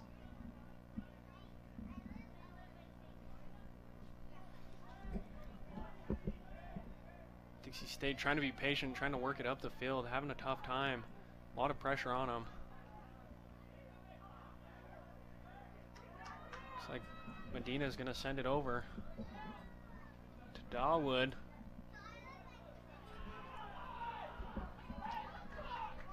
Moises on the ball. Makes a move on the outside. Makes another move. Back out to D'Amato. Looking for that cross. There it is. Send it over there. Gabby just misses it. However, it's still in play. And another Trailblazer slips on the pitch. Another missed opportunity. Gabby almost had the sliding attempt inside of the box. And there was nobody on him. He had a clear shot on the goal. Baugh to reset the attack.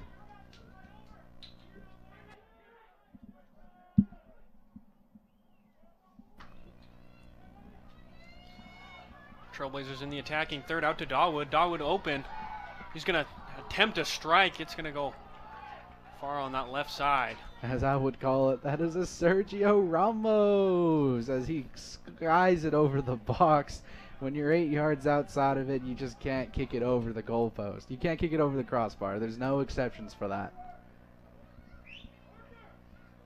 Nonetheless, though, another opportunity as the Trailblazers make another substitution. Coming on for the Trailblazers is number 32, Cody Oliver, and coming off is Gustavo Ortega. You know, I got to give it to Gustavo Ortega. Really been a key player in the backfield for your Dixie State Trailblazers. He's been making a lot of offensive runs. Big boot. Looks like Medina's going to attempt to receive. He's going to fall over. Physical play. Referee sees it all. He knows what's going on. Baugh to receive. Going to boot it up. Sobolski making that play. Sobolski trying to get the ball back, Looks and like it goes out. 4-on-4, out of bounds. Yeah, Dixie's allowing a couple more attackers to stay on top with Biola's 5 defenders in the back. So, you know, maybe Biola knows that they can't keep up with Dixie's attack, so maybe they're just trying to, you know, pack it in a little bit tighter. Yeah, I mean, I think a team with And a dangerous header. big collision, but the ref said it was a 50-50. Defenders were going straight up. It was a clean challenge. So Oliver loses the ball. Barajas gets it back, juggling back and forth on the goal line. Defense. Barajas draws the foul, and it is a Trailblazer free kick. You know, good defense by Barajas, trying to be careful not to draw another card, but at the same time putting a good amount of pressure on the attack.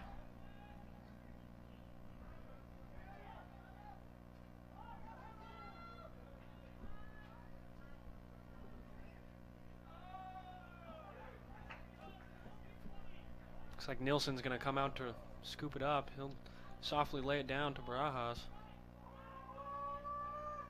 Barajas is going to look to send it. It'll be received by Biola.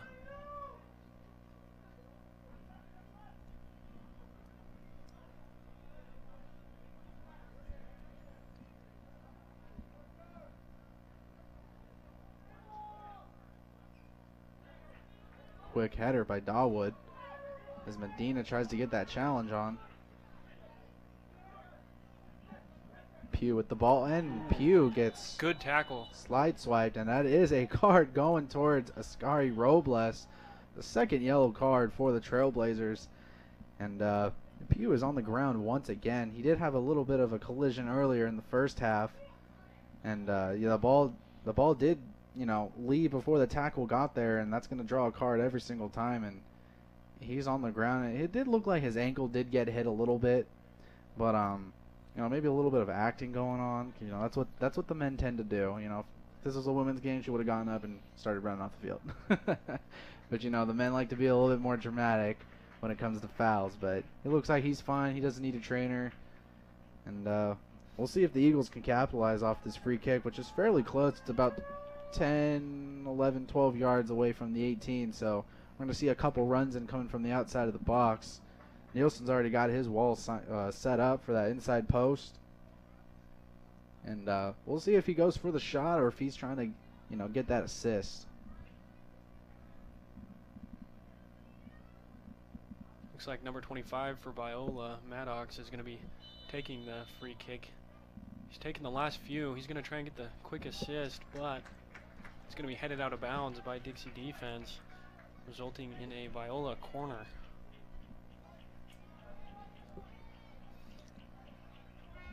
You know, something I would like to see more from both teams is taking advantage of these set pieces, whether it be the free kicks or the corner kicks.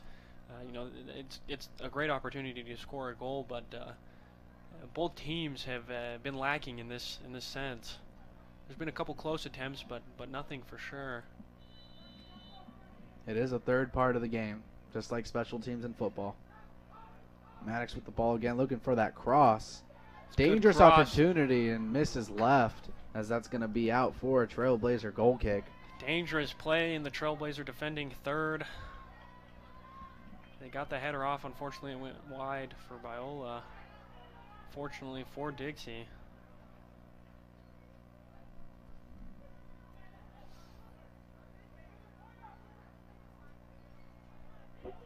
You know, I really feel Dixie's had a hard time. They've really struggled maintaining possession in this second half. They can get a few passes here and there, but overall their possession, it's been lacking. Whether it's a bad pass or a bad touch, they really need to step it up in this sense if they want to get one in the final. D'Amato's out on the outside looking for help. Drops it back down to Oliver, and Oliver loses the ball, but it goes out for a Trailblazer throw-in. And when it's just someone on the outside, one or two more people need to start moving and give them a passing lane. It's hard to beat someone one-on-one, especially when you just got done running 3/4 of the pitch with the ball. You're tired. Exactly. You gotta look for somebody. As the Trailblazers make a substitution, Jandir Porta comes in for looks like it's going to be the captain, D'Amato. Maybe give D'Amato a little bit of breather as we hit the 20-minute mark left in the game. Still 0-0 as we are still searching for our first goal of this contest. With Porta coming in, I expect to see big things from him. I hope to see big things. He had a great goal last game. He's one of the top goal scorers for sure, so I expect to see big things from him. It's always nice to have that substitute that can be a game changer, especially when the other team is the fatigue's growing on them, and then you can bring a fresh set of legs in and be that game changer. It's really important if you can have that from a bench, not a bench player, but from someone that doesn't normally start. As you see Puglia right there making that jumping save to stop any danger from happening. He boots this one far, and it goes off the Trailblazers. It's going to be an eagle throw-in. Oh, for sure. Having someone with a fresh pair of legs. Porta played in the first half, and played an excellent first half, but unfortunately hasn't quite been able to finish in the way he would have liked. So coming back in after having a little break, I think will do good things for him and good things for Dixie State overall.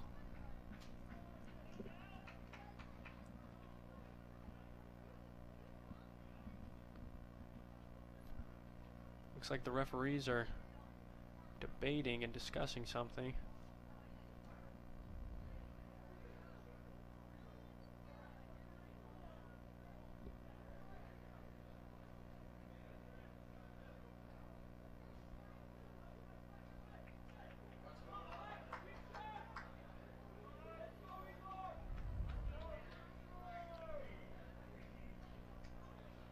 A lot of discussion going on top of the 18 box. I don't know if it was an offsides call or if it was a handball that was being called.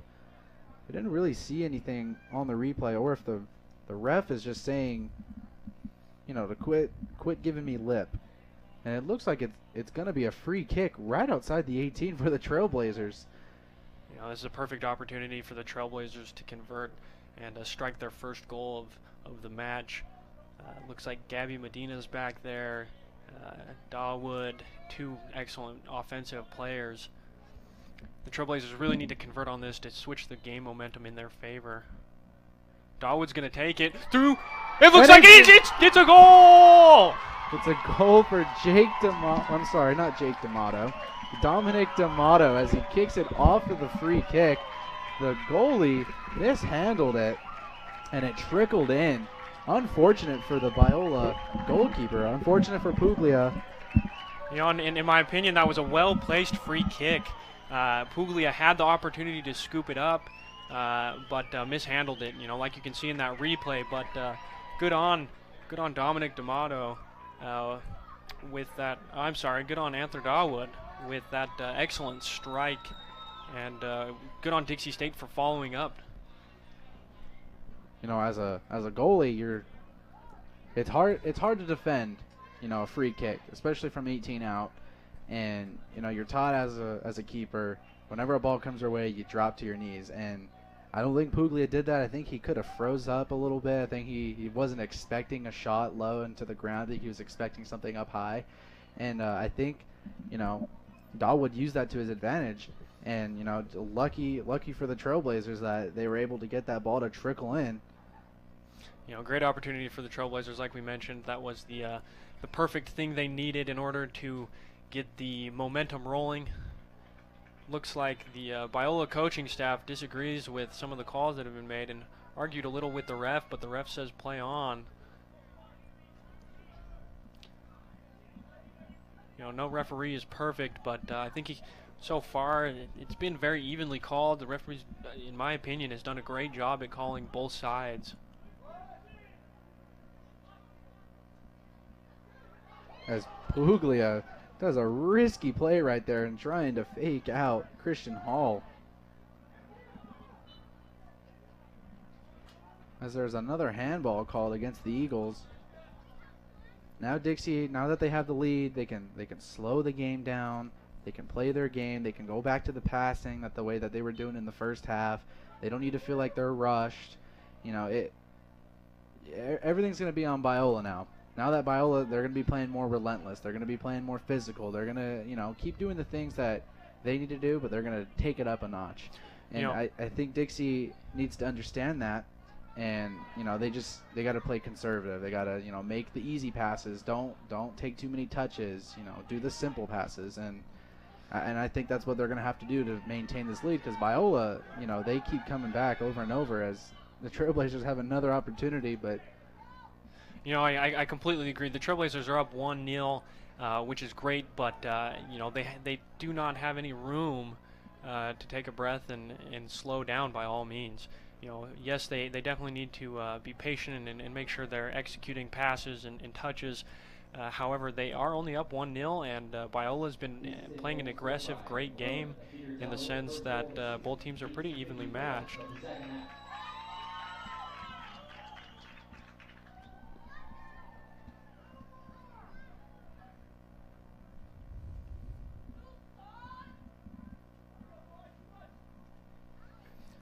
Great goal by Anther Dawood, really. His first for the season. Deflected off the keeper and in. You can see that, you know, Puglia's kicking himself right now. You know, he's lost that posture that he had all game, and he just looks really down on himself right now. And, you know, if I was the captain on, you know, Biola, I would run over them. I would run over to him and I'd be like, hey man, you know, it's not your fault. You know, we shouldn't have committed that foul to put that in that position. You know, it's not on you, it's all of us. And, you know, it was super important for me when I was playing that it wasn't a keeper giving up the goal, it was the whole team giving up the goal, because, you know, that ball had to go through all 11 of us in order for it to get in that net. And, you know, I think Puglia needs to understand that, and he can just, if you just keep looking, if you keep watching him, you know, he's down on himself, and, you know, that could be dangerous for the whole team. No, it's definitely a mentality thing. You know, that was an unfortunate goal, unfortunate set of mistakes made by Biola led to that goal. But it, you know, like you mentioned, there's no time, there's no reason to get down. He needs to keep the mentality he's had for the majority of the game that no one's going to score on him if he wants to continue that way.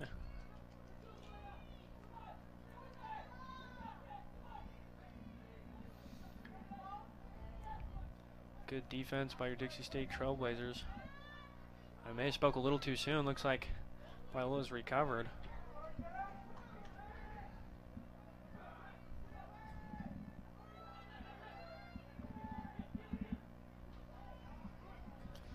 Going to be Beckman with the clearance. Good back run. up to Gabby.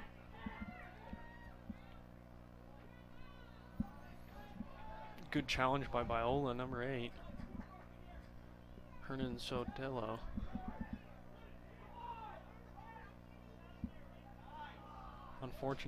Unfortunate pass.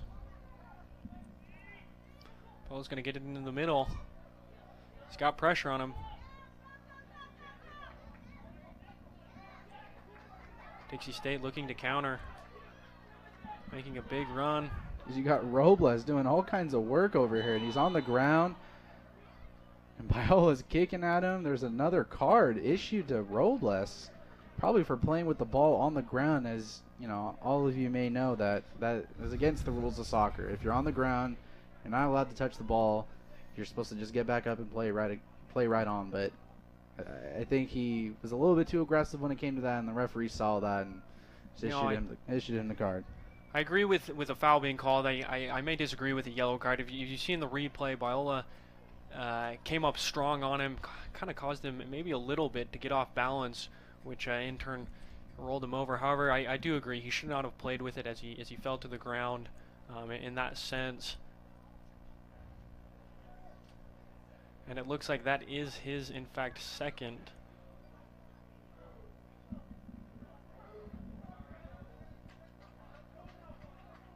Oh, sorry, excuse me. It looks like the referee's going to send off number 11 of your Dixie State Trailblazers, Dawood. I can only imagine or assume he must have said something to the ref, or I don't believe. Oh, he probably had a bloody nose, and the ref told him he needed to get off. Looks like it is going to be Robles who's sent off.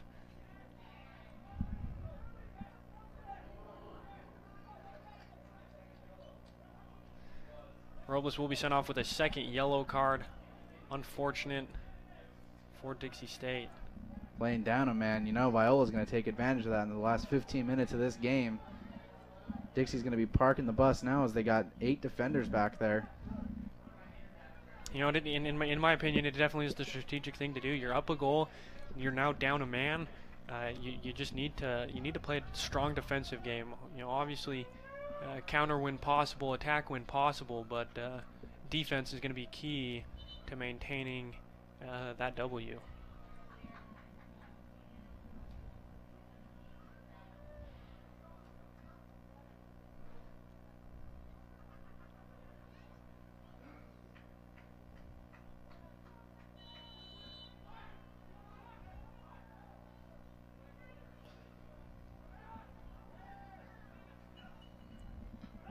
Biola looking to get it into the middle. Keeper's going to come out. Good catch by Nielsen.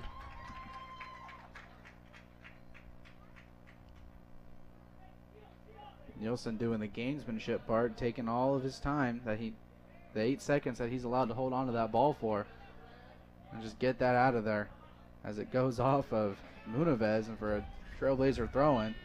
If I were the Trailblazers, I would walk to or maybe not walk, but slowly trot to every single ball that goes out. You know, allow that clock to roll off a little bit more, and that's perfect example of gamesmanship as Gabby Medina comes off and Sean Jen comes on, giving Gabby a little bit of a rest. Maybe might be done for the day as they look for more of a defensive standpoint in these final minutes. As Dawood still going strong, does commit the foul, however.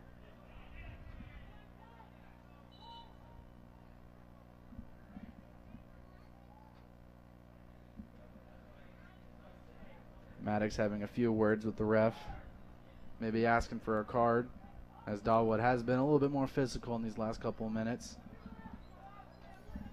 You know, but I really think that's defined him. He's been a key player in the Trailblazers offense. Looks like he's going to have a strike. It's going to be a strike by Biola. Good receive, good catch by Nielsen, keeper for Dixie State. Telling his team to get deep.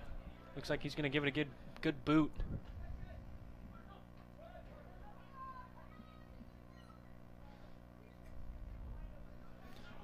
Definitely was a good look, good intent by Biola. Unfortunately, couldn't finish.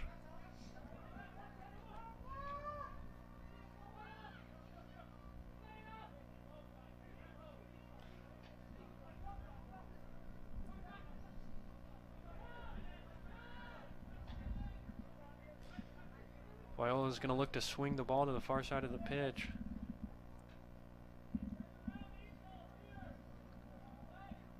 Sloppy pass.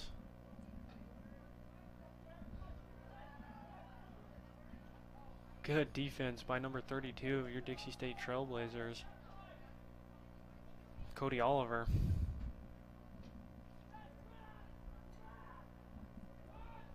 Looking for the deep throw-in right here for an opportunity on goal.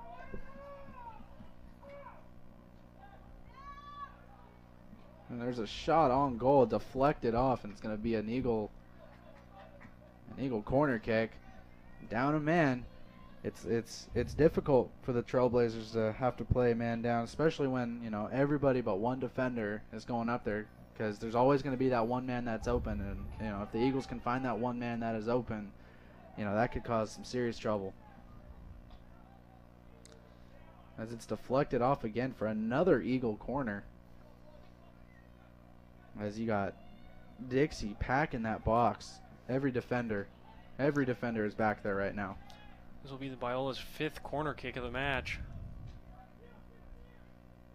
He's going to attempt to put it in close. Headed out by Dixie State defense. It'll go back out to him. He'll put it in again. Header attempt. Just high and wide. Good keeping by Zach Nilsson.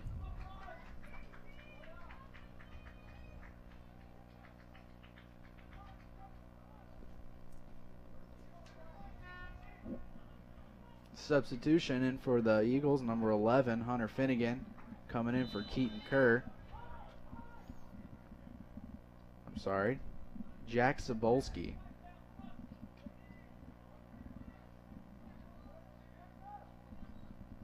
As we just get under the 10-minute mark left in the half, 1-0 lead for the Trailblazers on that lone goal by Othniel Dawood on the set piece, just outside the 18-yard box.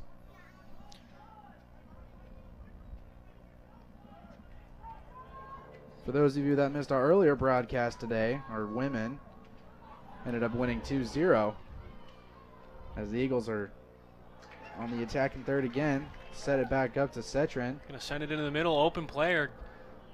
Good pressure by your Dixie State defense. It's gonna be headed out of bounds. And another sub in for both teams. It looks like D'Amato's gonna come back in for the final push of this game, and off comes and off comes John Deere Porta. No, it will be it will be Dawood coming off the pitch. Eagles also making a substitution.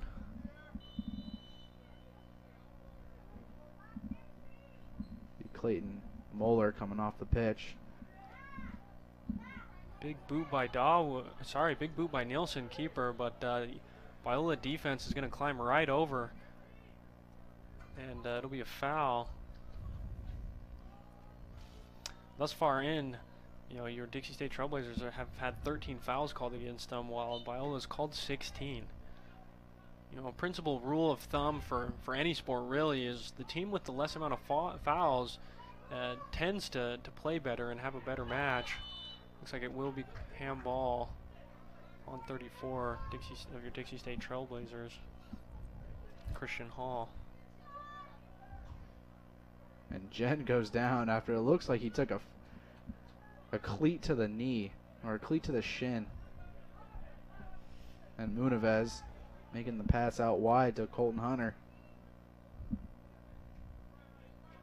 Colton Hunter switches the field all the way to Waldeck, and Waldeck have to make a run for it. Still saves it in.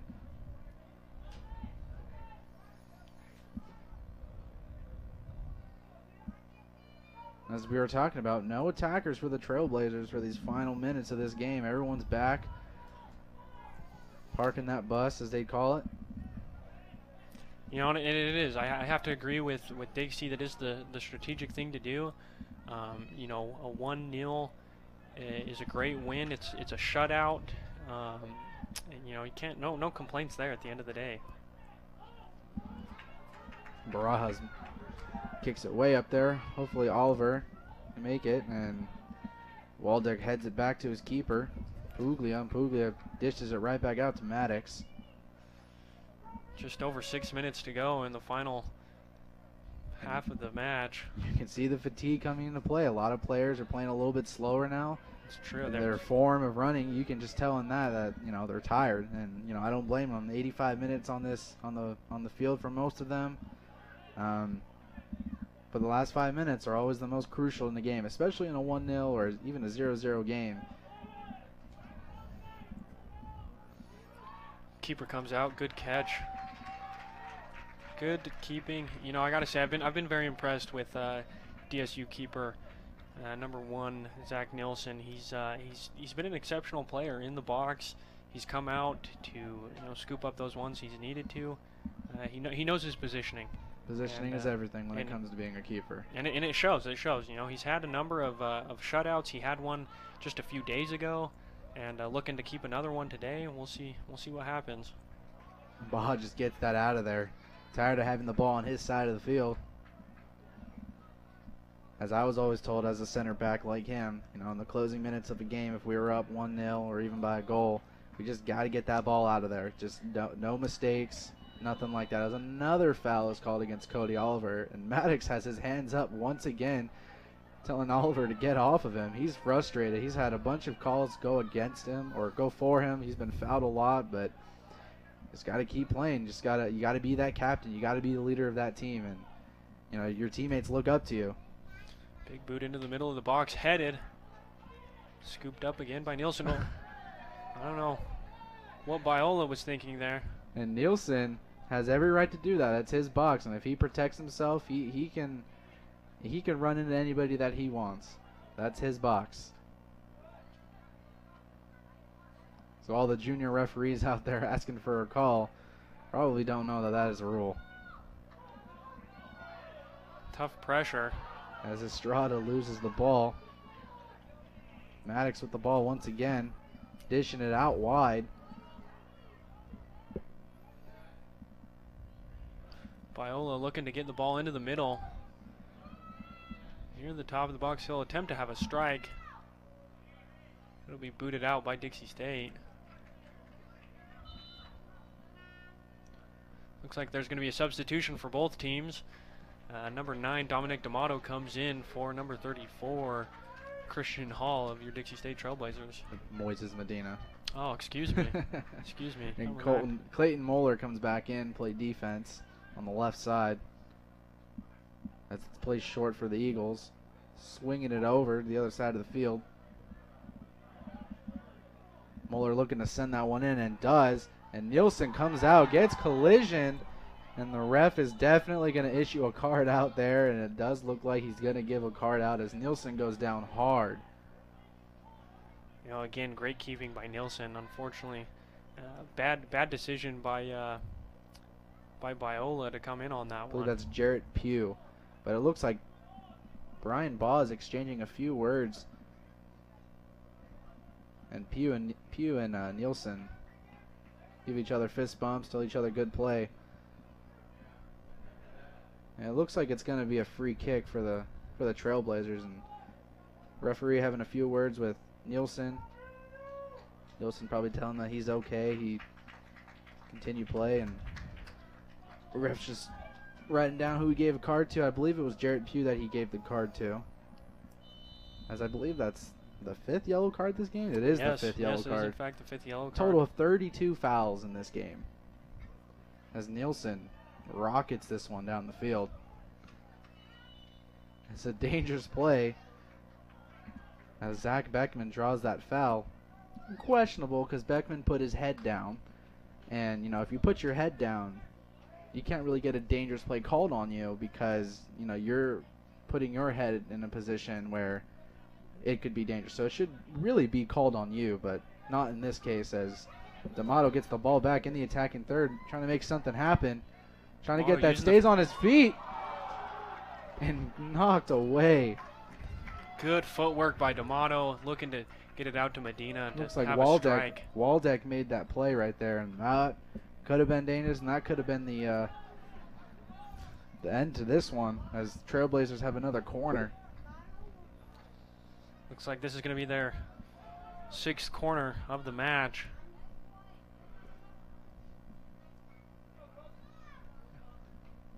Good defense. There's Estrada. By Estrada. Tries to do a bicycle kick. You can really tell the players out there, they're getting fatigued. You know, like we've said, I can't blame them for that. Good footwork. Good footwork by Porta. Ball's gonna boot it out of bounds. As there is under 2 minutes left in this game. You know, Biola doing whatever they can now. As Estrada sends this one back up to Moises. Looks like it's going to be offsides. Unfortunate. I have to agree with the ref. It was, in fact, offsides. But the idea, the play was good. It was there.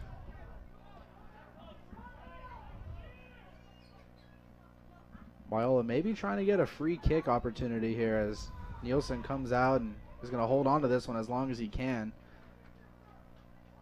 He's going to use his 8 seconds wisely. Telling his defense to move up. 1 minute remaining in regulation. 1 minute. 1 minute remaining Nielsen's going to give it a big boot out of bounds.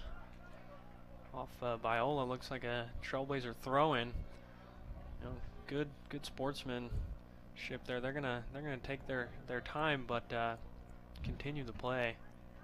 Good fake. Ball's gonna launch it far, up to Medina. Tough defense.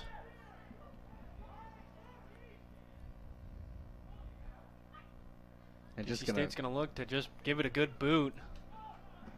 Get down to 20 seconds left in the half. Biola's gonna move. Everything they got these last few seconds. 10, 9, 8, 7, 6, 5, 4. Got to do something here. 2, 1. Big kick, And it's a punched punch out by Nielsen. Nielsen. Great defense. You know, I got to say, Nielsen has been an excellent keeper today. Dixie State has worked excellently together. You know, both teams, good game for sure. And at the end of regulation time, your Dixie State Trailblazers are 1, Biola Eagles 0. Good win for Dixie State today. Both teams, like mentioned, played excellent. A lot of pressure on both teams, but Dixie State came out on top after an excellent free kick. And with that, Dixie State is still undefeated on the season as they go to 2-0 in Pac West play, 6-0 on the year, and Biola falls to 1-4-1. But like the record says, you know, they played a tough game, and you can see it on the field. You know, the players are, you know, they're getting down, but you know, it's emotional. The game is emotional, and you know, when you put your heart into something, and you don't accomplish what your goal is, it's going to come back to you. And you know, you can just see it on the looks of Biola's faces. They gave it everything they had. They had nothing to lose. They were just that one juggle of the ball away from getting 1 point, or I'm sorry, getting the 1 point of the tie, but instead they fall over to the Dixie State Trailblazers. And with that, we appreciate you for watching us on CEC, whether it's YouTube or on our channel here on Dixie State campus. And if you're not doing anything, make sure to check in tonight at 6 o'clock, where our Dixie State football will be taken on. Do you know who they're taking on? You know, off the top of my head, I don't, unfortunately, but I know it's a good placed team. It'll be a good match. As well, on top of that, we'd like to mention Dixie State men's soccer next game will be versus Hawaii Pacific. It'll be September 26th. It'll be next Tuesday here at home, 7 p.m. Will be the men's game, and 4:30 p.m. I believe will be the women's game. So please, we hope to see you there, whether you're here at the stadium or joining us live. We hope you come out and support your Dixie State Trailblazers as they take on the Hawaii Pacific team. And with that, I'm James Guerin, and we will see you next time on the Dixie State Sports Network. Thanks for tuning in. I'm Kyle Cummings. Have a good weekend.